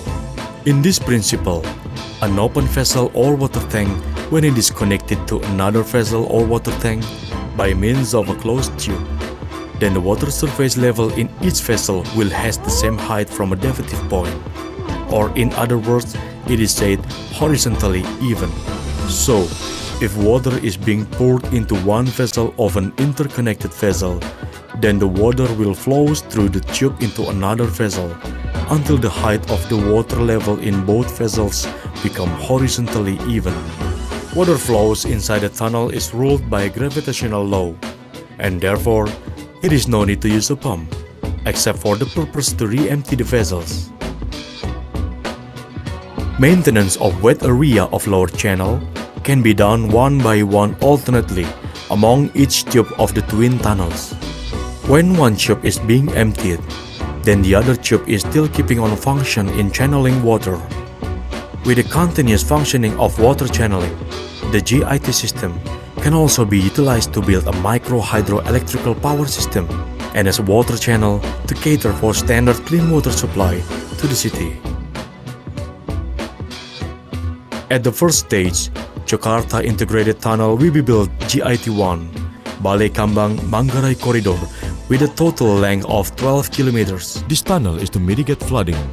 caused by overflow of Ciliwung River and to reduce traffic congestion at southbound to city center corridor through Pasar Minggu Casablanca toll road section of 9.60 kilometers length.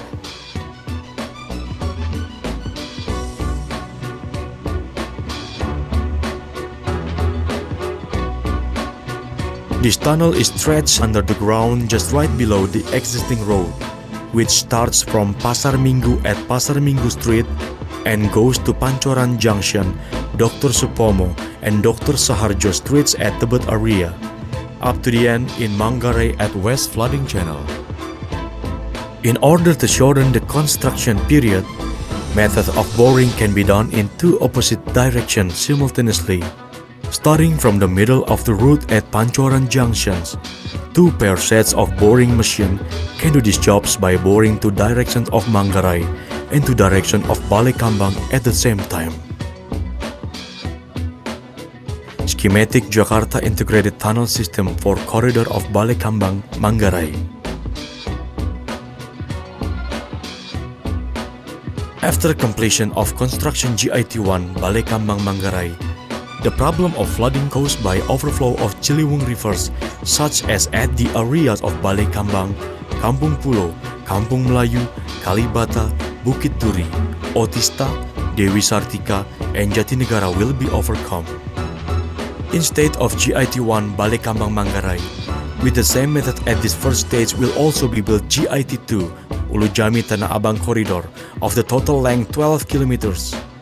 This tunnel is to mitigate flooding caused by overflow of Pesanggerahan River and to reduce traffic congestion at southwest to city center corridor through Ulujami Tanah Abang toll road section of 8.30 kilometers length. The 6th toll road section in Jakarta City. At the first stage, there are 2 of the 6 sections of toll roads in Jakarta City will become 2 main GIT sections. Firstly, is toll road section number 6, Pasar Minggu Casablanca as GIT-1, and secondly, is toll road section number 4, Ulujami Tanah Abang as GIT-2. In the next stage, it is strongly recommended that all of these toll roads will becoming GIT tunnels in order to complete the basic concept of flooding management in Jakarta, which has been introduced by Professor Herman van Brien, so that all of other local flooding spots can also be overcome by these huge GIT drainage channels. The Jakarta Integrated Tunnel or GIT is a giant leap and gateway towards a better and a new Jakarta. But of course, it is not only applicable to Jakarta, it is also will become a solution to all of metropolitan cities all over the world. So, GIT is just in time. Langsung kayak gini.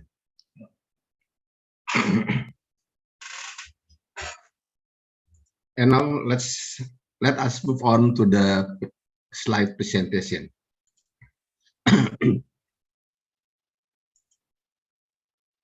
I would like to give you just highlights only. Is it enough time, Anna? Yes, please continue the slide, Prof. Agus. Okay, thank you.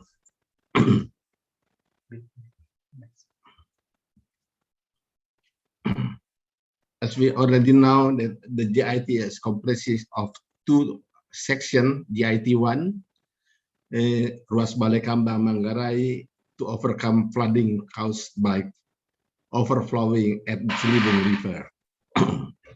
And the GIT-2, Ulujami Tanah Abang, is to overcome flooding caused by overflowing Pesanggerahan River. So the GIT comprises of 2 sections, GIT-1 and GIT-2. Here is the motto of our project. GIT is public infrastructure. There's a new paradigm in building. GIT builds a public infrastructure without any burden to public budget. Another one is GIT is a building concept of environmental friendly technology. As we know that the underground tunnel is much more much more better than the elevated one.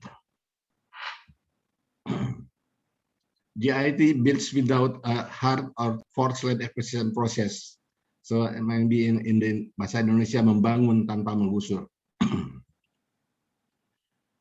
And another thing, the most important is GIT.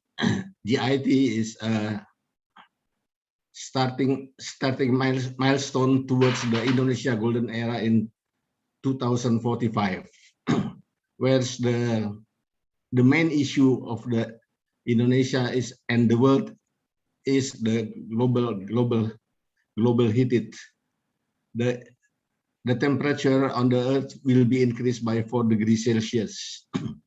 So the IT is a concept of environmental friendly technology gives important support and concrete participation to the effort, and hence will be becoming a starting milestones toward Indonesia golden era in 2045.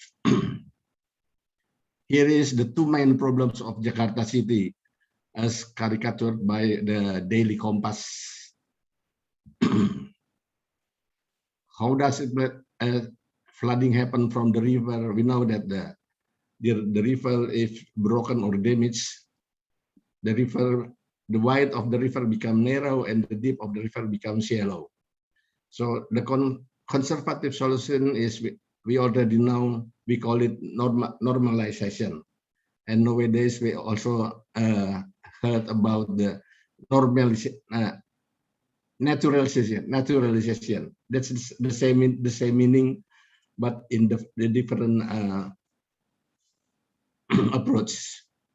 In the naturalization, there is avoiding the human structures like making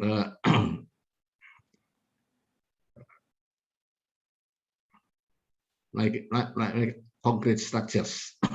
So the naturalization is much more needed. Huge land acquisition process. So the IT system is the best answer to this problem. We also have the best idea already made by our neighbor in Malaysia. They built integrated tunnel between the toll road and flooding system. We call it in one tube system. They use the one tube system to make for toll road and for flowing the water.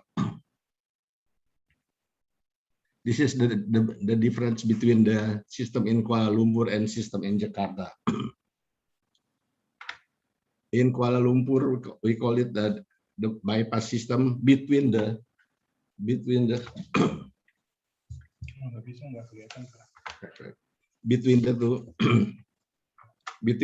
two river, from one river to another river. And in the JIC system only in one river.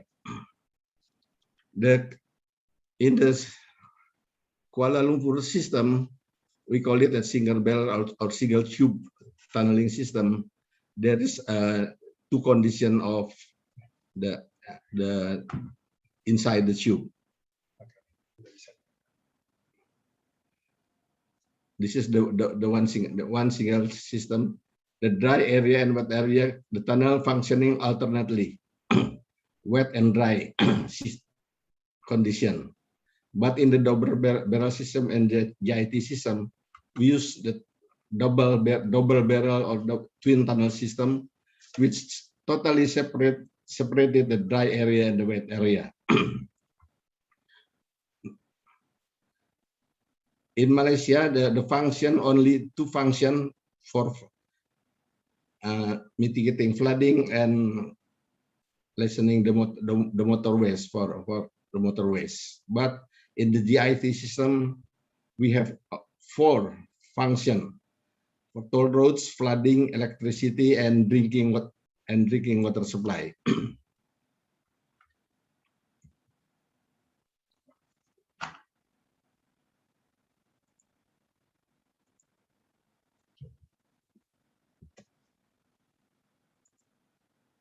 Sorry.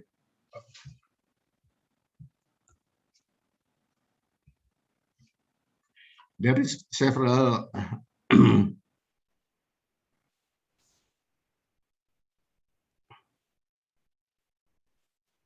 several deficiencies in the single tunnel system.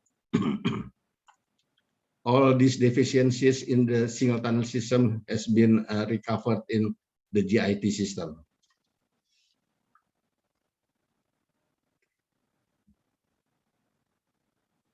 Yeah. No.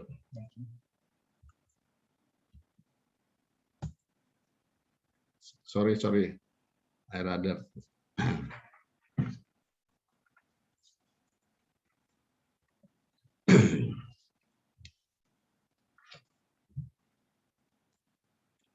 Here it is.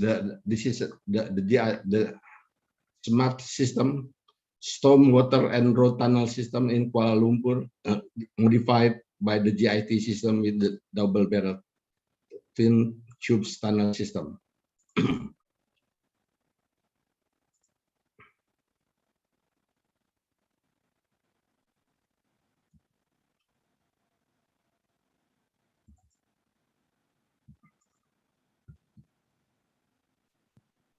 This is the 3 dimension of the GIT system.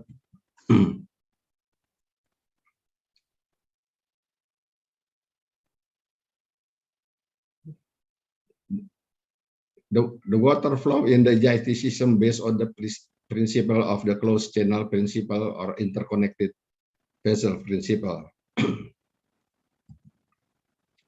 In the interconnected vessel principle, the water will be flow from the higher water level to the lowest water level. This is the schematic diagram of the GIT system. The difference, the water become 12 meters is because in the assumption that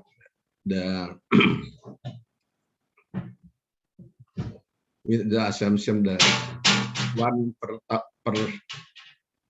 meter per kilometers in the river.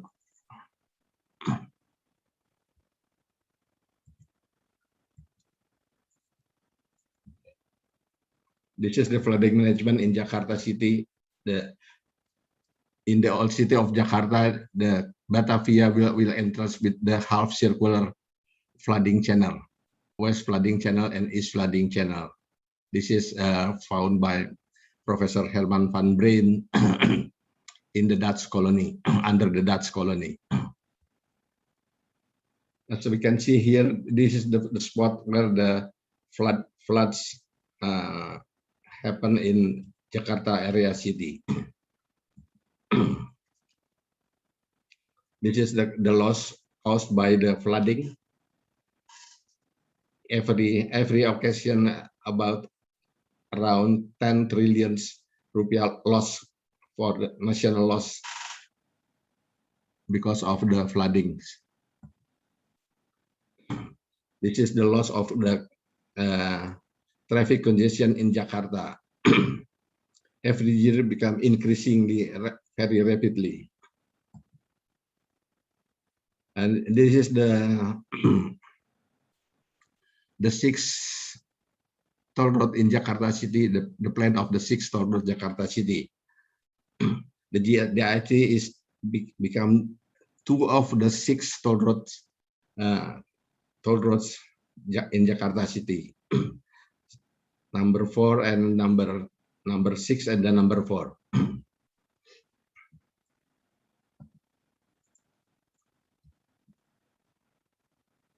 This is number 6, Pasar Minggu Casablanca, and number 4, Ulu Jami Tanah Abang. And GIT 1, Pasar Minggu Casablanca, is to to overcome the flooding by Ciliwung River, and number 2, Ulu Jami Tanah Abang, is to overcome the flooding by Pesanggerahan River. So by these 2 GIT project, all the flooding caused by the overflow of these 2 rivers will be overcome. You can see here it's most clearly. This is the the area. This is the old Batavia City is entered by this flooding channel. This is the old Batavia City is covered by Banjir Kanal Barat and Banjir Kanal Timur. So the area of the flooding is now outside this boundary outside.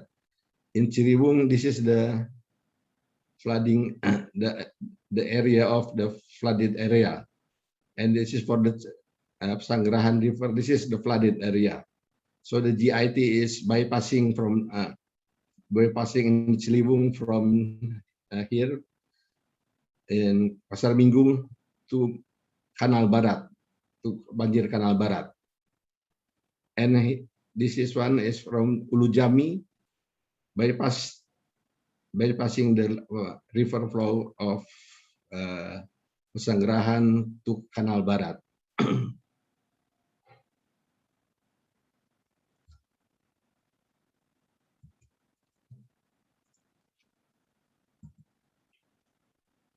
Here are the challenge.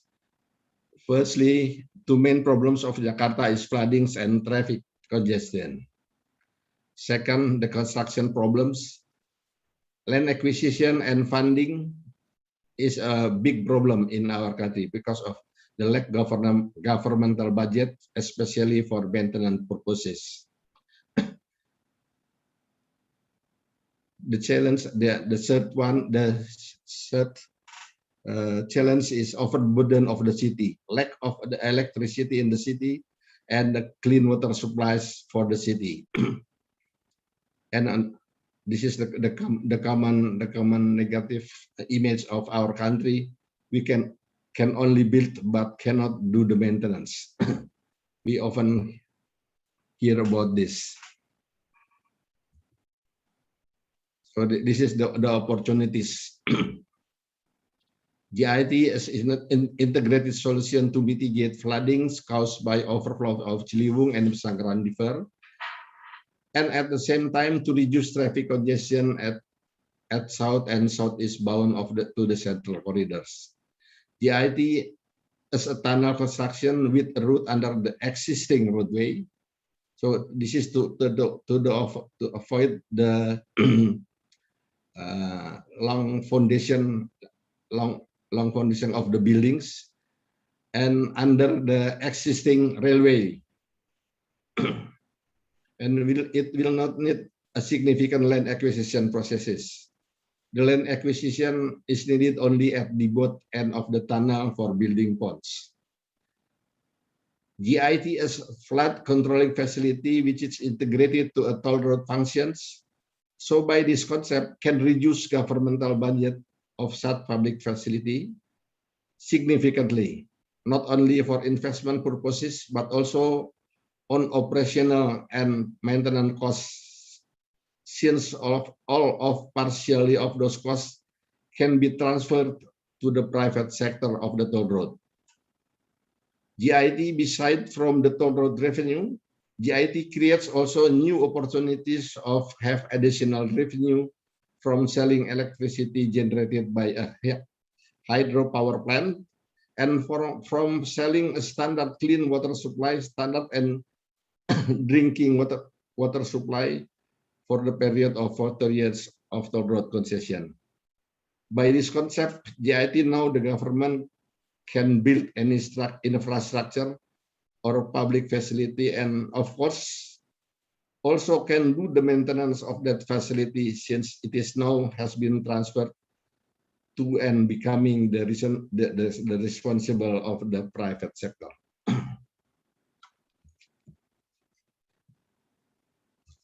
Thank you.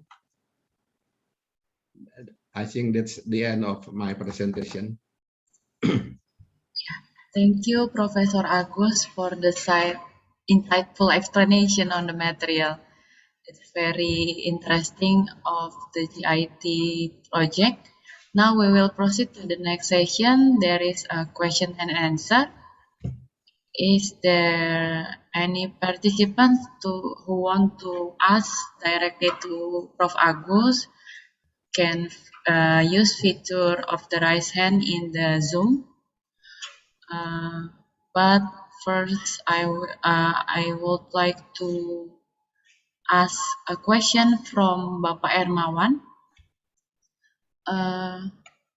Bagaimana GIT mengantisipasi dan memitigasi bencana seperti gempa bumi atau pergeseran lempeng dan patahan aktif?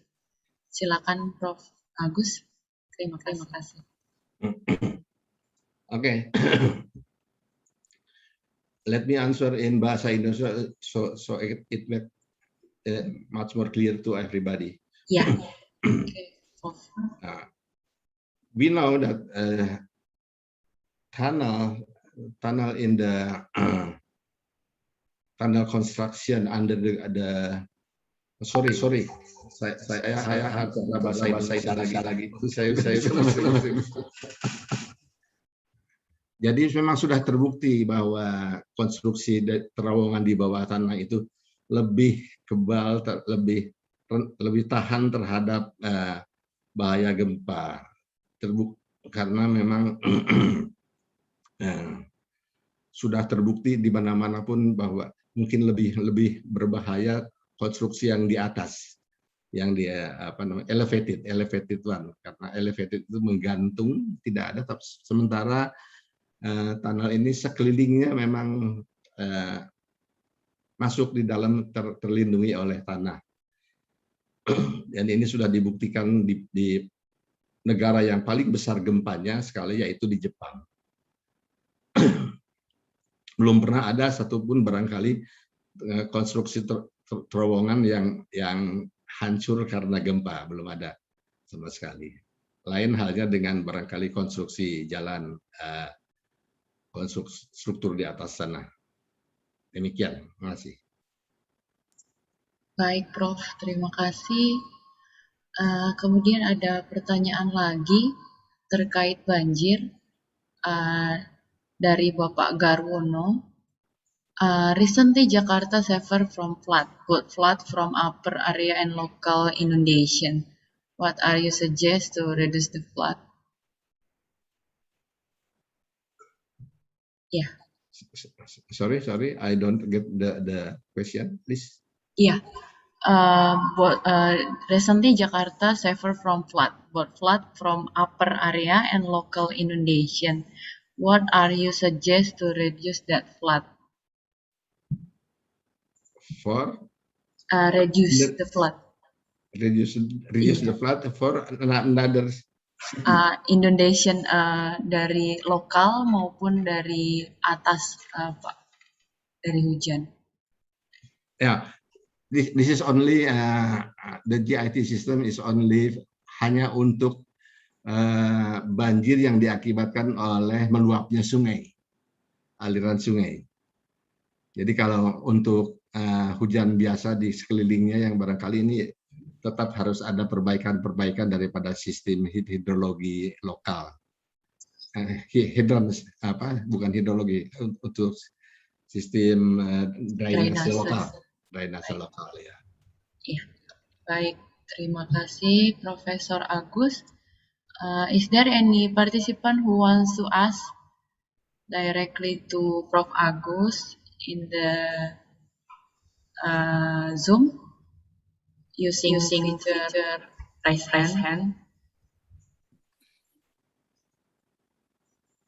Okay, maybe there is enough questions from participants. Thank you again, Professor Agus, for the answer of questions. Now is the time for a quiz related to the session that has been led by Professor Agus. For participants, can open your browser and again visit menti.com and insert the code. Please don't forget input your name as registered on enrollment form, because if you using another nickname, we can confirm that you are the winner. Okay, we are waiting for the players.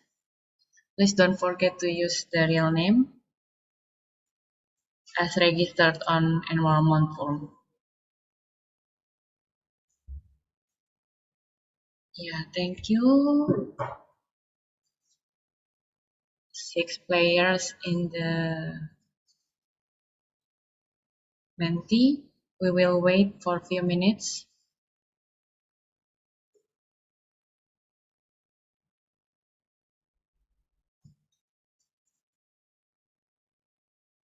The question will be related to the session that has been delivered by Professor Agus. And if you want to join this quiz, you can use your name as registered on enrollment form. Because we only choose one participant to receive e-wallet who using the name as registered. Yeah, thank you. We will wait until at least maybe 20. Can we go more?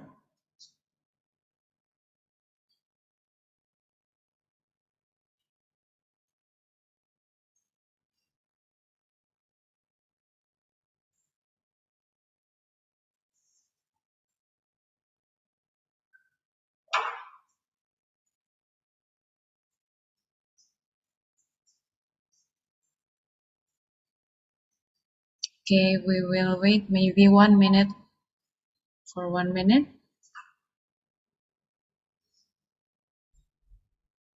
Maybe the connection, some participants cannot join, but we will wait until a few seconds more, and then we will start it. Okay, we can go up 1 participants maybe. Okay, let's start the quiz. There is a very simple question and you can answer fast to get more points.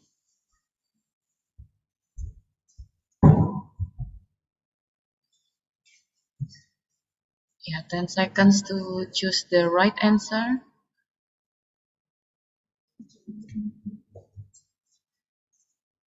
2, 1. Okay, let's see the correct answer. Okay, Jakarta Integrated Tunnel. And then the last question. Oh, sorry, there's a leaderboard. The first, Teguh Winari is the fastest. And we continue to the next questions.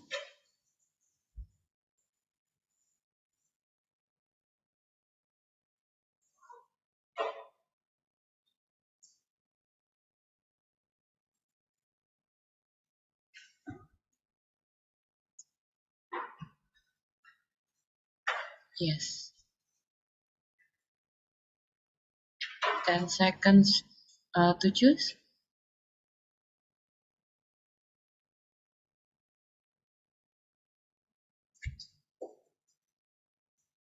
Time is up. Yes. Balai Kambang Manggarai Road.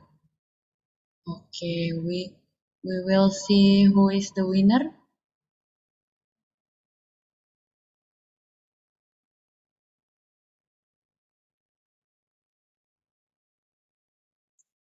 Okay, congratulations for Bapak Teguh Winari or Ibu. You can send us the screenshot of the winning page and your OVO or GoPay number to our email cknet.org@gmail.com for claim the prize. Thank you again for the participants and the enthusiasm for taking this quiz. And at this time, I would like to summarize several important points that what we learned from the session that has been delivered by Professor Ferry Putuhena at the first session and Professor Agus Sidarta at the second session. We have learned that so many principles of integrated water resource management and the IWRM planning cycle are consist of initiation, vision, situation analysis, prepare strategy plan, action plan, commitment, implement works, and don't forget to monitor and evaluate the progress.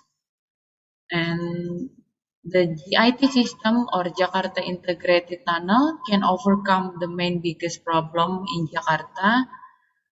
There is floodings and traffic congestion. And the land acquisition and funding problems in construction can be overcome by the Jakarta Integrated Tunnel. Thank you for presentation, Professor Ferry and Professor Agus. That's all I can say. I'll return it to Miss Lia for the next activity. Thank you. Thank you very much, Ibu Anastasia Wardaningrum, and thank you to Professor Ferry Putuhena, and thank you also to Professor Agus Sidarta. We are almost at the end of our sessions, but before that, please allow me to have little memorial services, maybe for the late of Pak Janya. And then before that, probably, dear participants, we believe that we are all here for a reason that Bapak Yanya believed to be for us to be a better academicians, for the better Indonesia to see. Therefore, we would like to commemorate all the dates that the late Mr. Yanyap has done for CKNet INA. Before we watch the memorial video of Bapak Janyap, please allow me to introduce a little bit of Bapak Janyap's personality.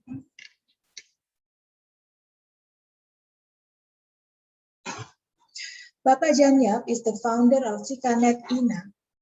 He has a great concern to water management in Indonesia, and all his actions was always inspiring others. Among those inspirational things that he has done is the capacity building training project that was conducted by CKNet INA. This persistence followed his most well-known motto: a good deed needs not to be paid back. It is more valuable for those who receive the deeds to pass it on to the first chance one has. In the end, Janyap will have to leave us all at 4th of June 2021 in the age of 74. Janyap's personality perhaps could be best described in this proverb. Every time you do a good deed, you shine a little light, little further into the darkness. In the end, to lose Janyap is like losing a very close relative, for he is more than a relative rather than an employer. Janyap is a father, grandfather, friend, and an extraordinary co-worker. A word from Janyap that he said most of the time after someone met him was, "Thank you to have visited us here." Dear organizer, please play. Thank you.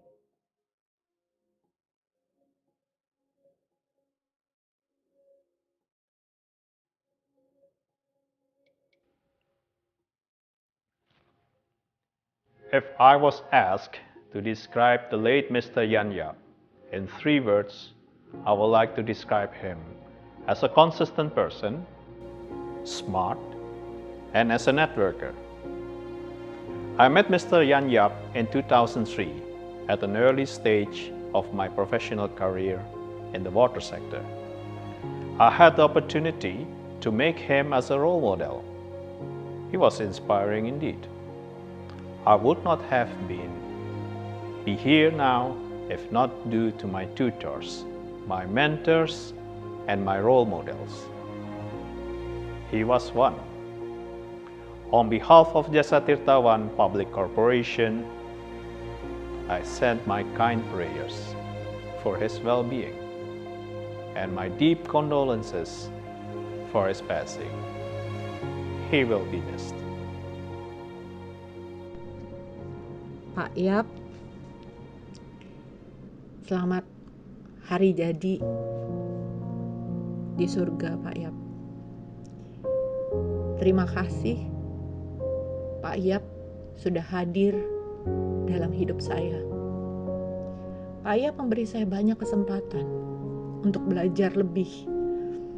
Pak Yap mengajarkan saya tentang kebaikan yang harus ditularkan.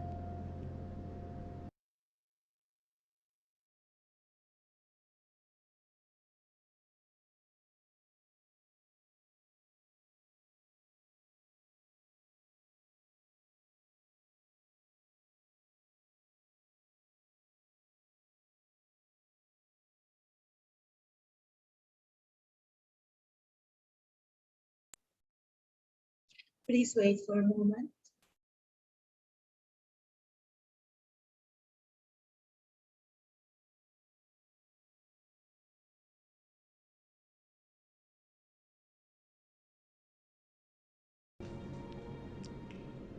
Selamat hari jadi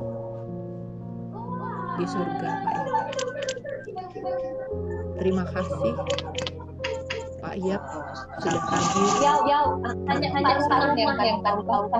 Pak Yap memberi saya banyak kesempatan untuk belajar lebih. Pak Yap mengajarkan saya tentang kebaikan yang harus ditularkan. Terima kasih, Pak Yap. Terima kasih untuk pembelajarannya. Terima kasih untuk segala kesempatannya. Happy birthday, Pak Yap. Selamat berulang tahun bersama malaikat di surga.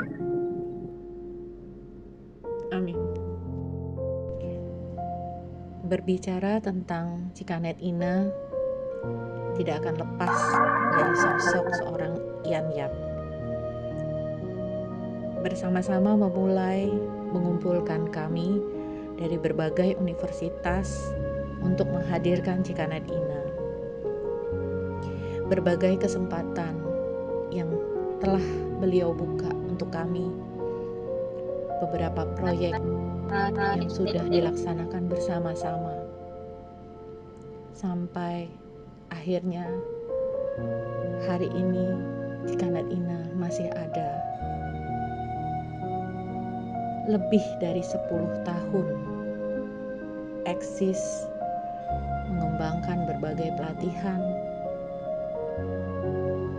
Hanya satu kata yang dapat kami sampaikan kepada Pak Yap. Thank you.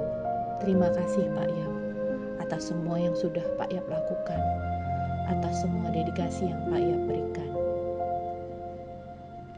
Semoga Pak Yap beristirahat dalam damai. Kami akan meneruskan perjuangan dalam mengembangkan CKNet Ina. Terima kasih Pak Yap. Sekali lagi terima kasih untuk semuanya. Pak Yap selalu berkata bahwa andai beliau 10 tahun lebih muda maka akan banyak hal yang bisa dia kerjakan dalam hidupnya.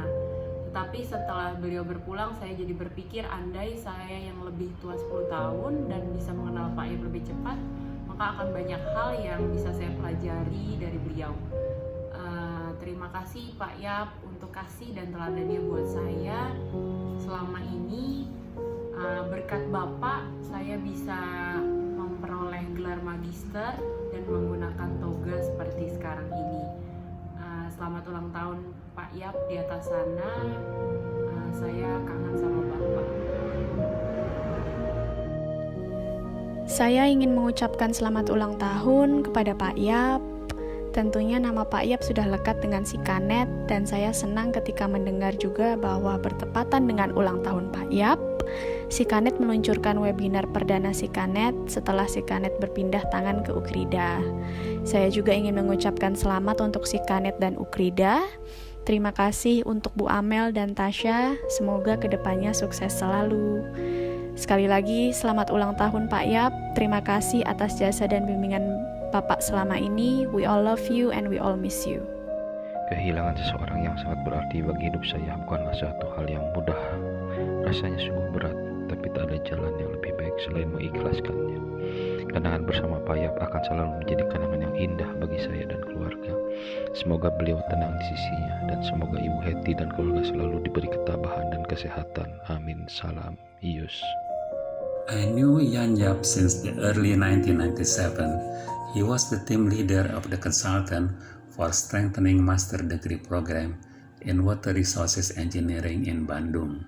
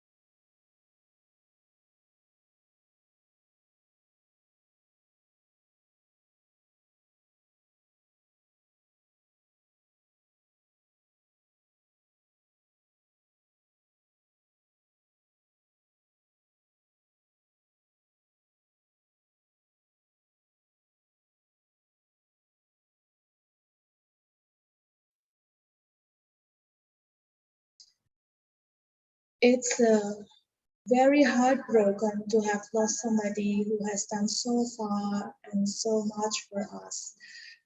We would like to live the memory of Pak Yan Yap by quoting from Jalaluddin Rumi, "To love is human. To feel pain is human. Yet to still love despite the pure or the pain that we have suffered so far is truly a pure angel." We are thankful to Ibu Hatia, who has allocated her time to attend this memorial event. Next, we are going to move to our next sessions, that is to show our gratitude to the facilitators today, Professor Frederick J. Putuhena and Professor Agus Siddhartha, by presenting speaker certificates, and also representative from CKNet INA founder member, Ibu Dr. Rita Tahir Lopa from Universitas Hasanuddin. Please receive the e-certificate. To the organizer,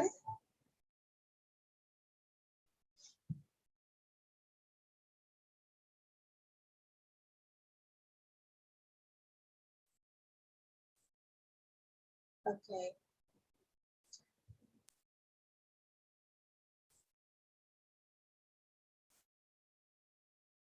Thank you.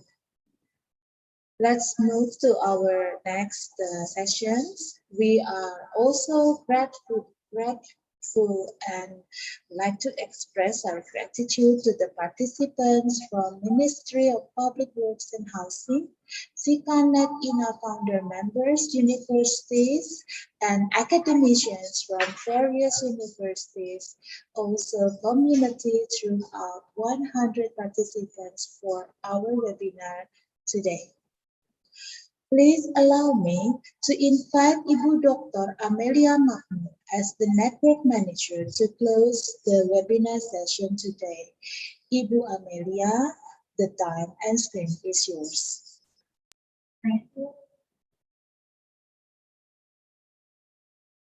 Thank you, Miss Lia. Assalamualaikum warahmatullahi wabarakatuh. Shalom, salam sejahtera untuk kita semua. Om Swastiastu, Namo Buddhaya, salam kebajikan untuk kita semua. Good day, ladies and gentlemen. We are very happy having you until the second day of our webinar. Thank you and much appreciation for our great speaker, Prof. Putuhena, Mr. David, and Prof. Agus for amazing sharing knowledge for us. Much appreciation to all participants who have stayed with us until the end of this session. From Minister Public Works and Housing, CKNet founder, university members, Indonesian various universities, and also communities from Indonesia, Cambodia, and Dominican Republic. In this webinar, we would like to convey our gratitude for the late Mr. Yan Yap for everything that he has done to establish CKNet INA. Thank you, Ibu Heti or Mrs. Yan Yap for joining with us today. Thank you for CKNet who has funded this event, and also to Makaveri for supporting session and giveaway.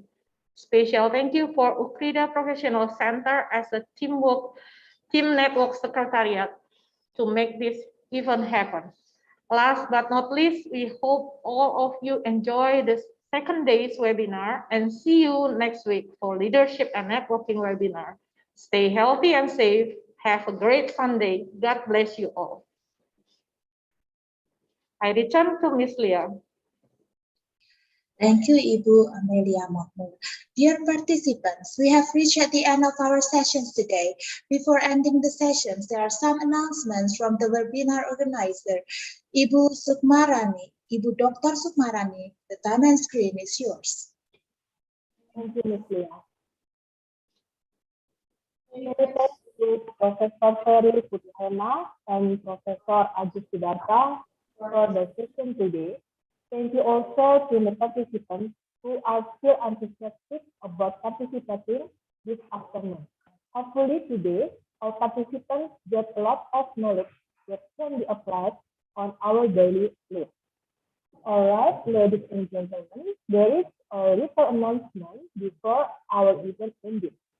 The first, due to the large number of participants, the certificate will be sent to participants via registered email no later than 10 working days from today.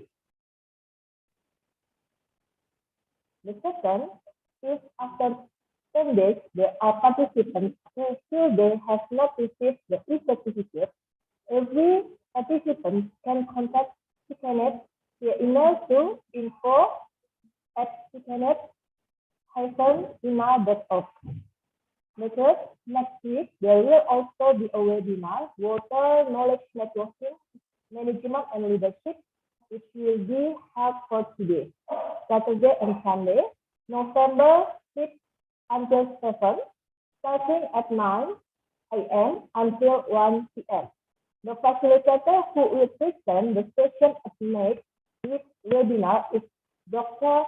Raymond Kalian Durisan, who is the President Director of Jasa Sissawan Public Corporation, and Dr. Amelia Makmur as Network Manager of CKNet Indonesia.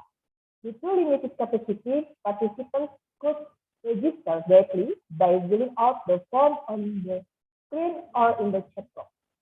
Don't forget that the participants can fill out the exit survey, which also applies as attendance for the benefit of the certificate that has been sent by the organizer in the chat box. We give about 5 minutes for participants to fill in the form provided. The feedback provided by participants is very appreciated and useful for us to conduct the next webinar. Thank you again from the participants, and see you again in the next webinar. I listen to Ms. Lia. Thank you, Ibu Sukmarani. We are almost now. I have already said that we almost at the end, but now it's the almost. Please turn on your camera as we're going to take photo sessions together along with our facilitators today.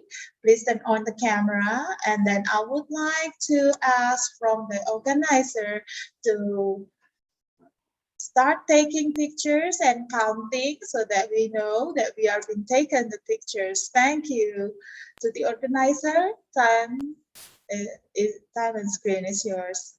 Please put on your best smile. Yeah, thank you, Mrs. Lia. I would like to take a picture of our session today. I will give some few minutes for everyone to turn on the camera and put the best smile on your face. We are waiting for a few minutes. There is a Right, Ibu Anastasia, you could also put on the best reactions. Okay? Oh, yeah. And use best reaction. You can use this reactions or the other reaction if you would like to have different photo taken. Thank you. Yes, there is a 4 slides. I would like to take first slide first. Okay, maybe I wait until. Okay, I take the first slide. Please give your smile. Okay, I take the first, and then please be ready. Second slide.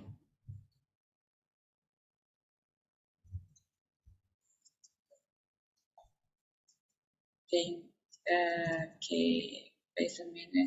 wait a minute for the second slide and the third slide.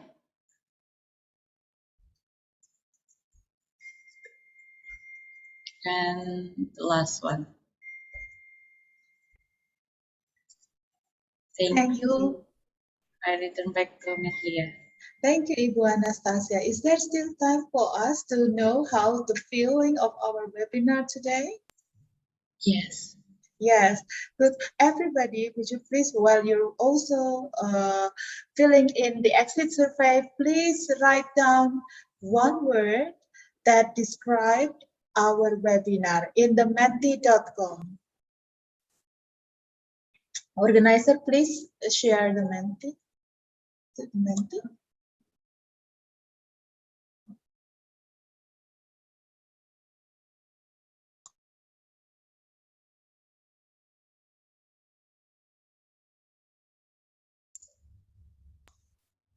Please leave us a good, a good feeling on how you feel about the webinar today.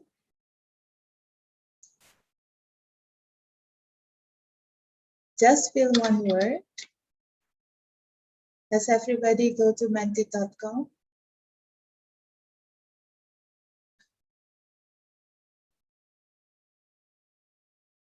Attendance list is already been given through the exit link, Bapak Ari. Maybe the organizer can one more time put the link on the chat box, and then also write down how do you feel about this webinar. Thank you. Right, there are one person who's coming in already. We are going to end the webinar soon. Please leave us some moments of your thoughts by joining in the menti.com. Click in the menti.com and use the code of 61270744. You can use Indonesia, you can use English, it's any language that you would like to use. Answer in one word, what do you think of our webinar today?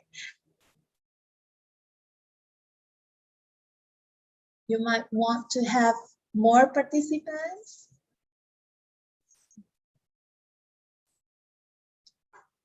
Thank you. Yeah, please go to menti.com and use the code. While in the same time, you can also access, filling in the exit ticket that is already been given through the chat box. That is the attendance list. So exit ticket or exit survey is our attendance list. Please filling in. And in the same time, if you still have time, please give us some moment of your thoughts.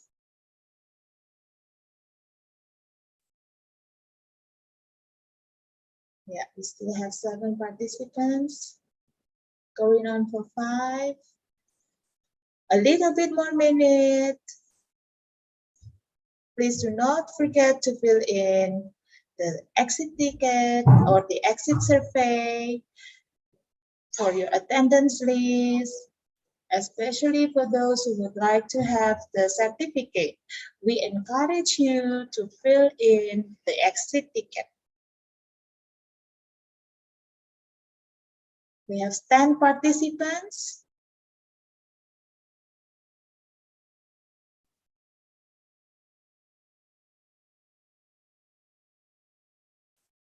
Okay. Has everybody got the copy of the exit ticket already? Sudah, Bapak Ibu, exit tiketnya sudah ada kopinya? Silakan sambil mengisi, kami masih membuka waktu. Sambil mengisi yang bersamaan boleh. Ada yang sempat waktunya untuk ke menti.com, silakan.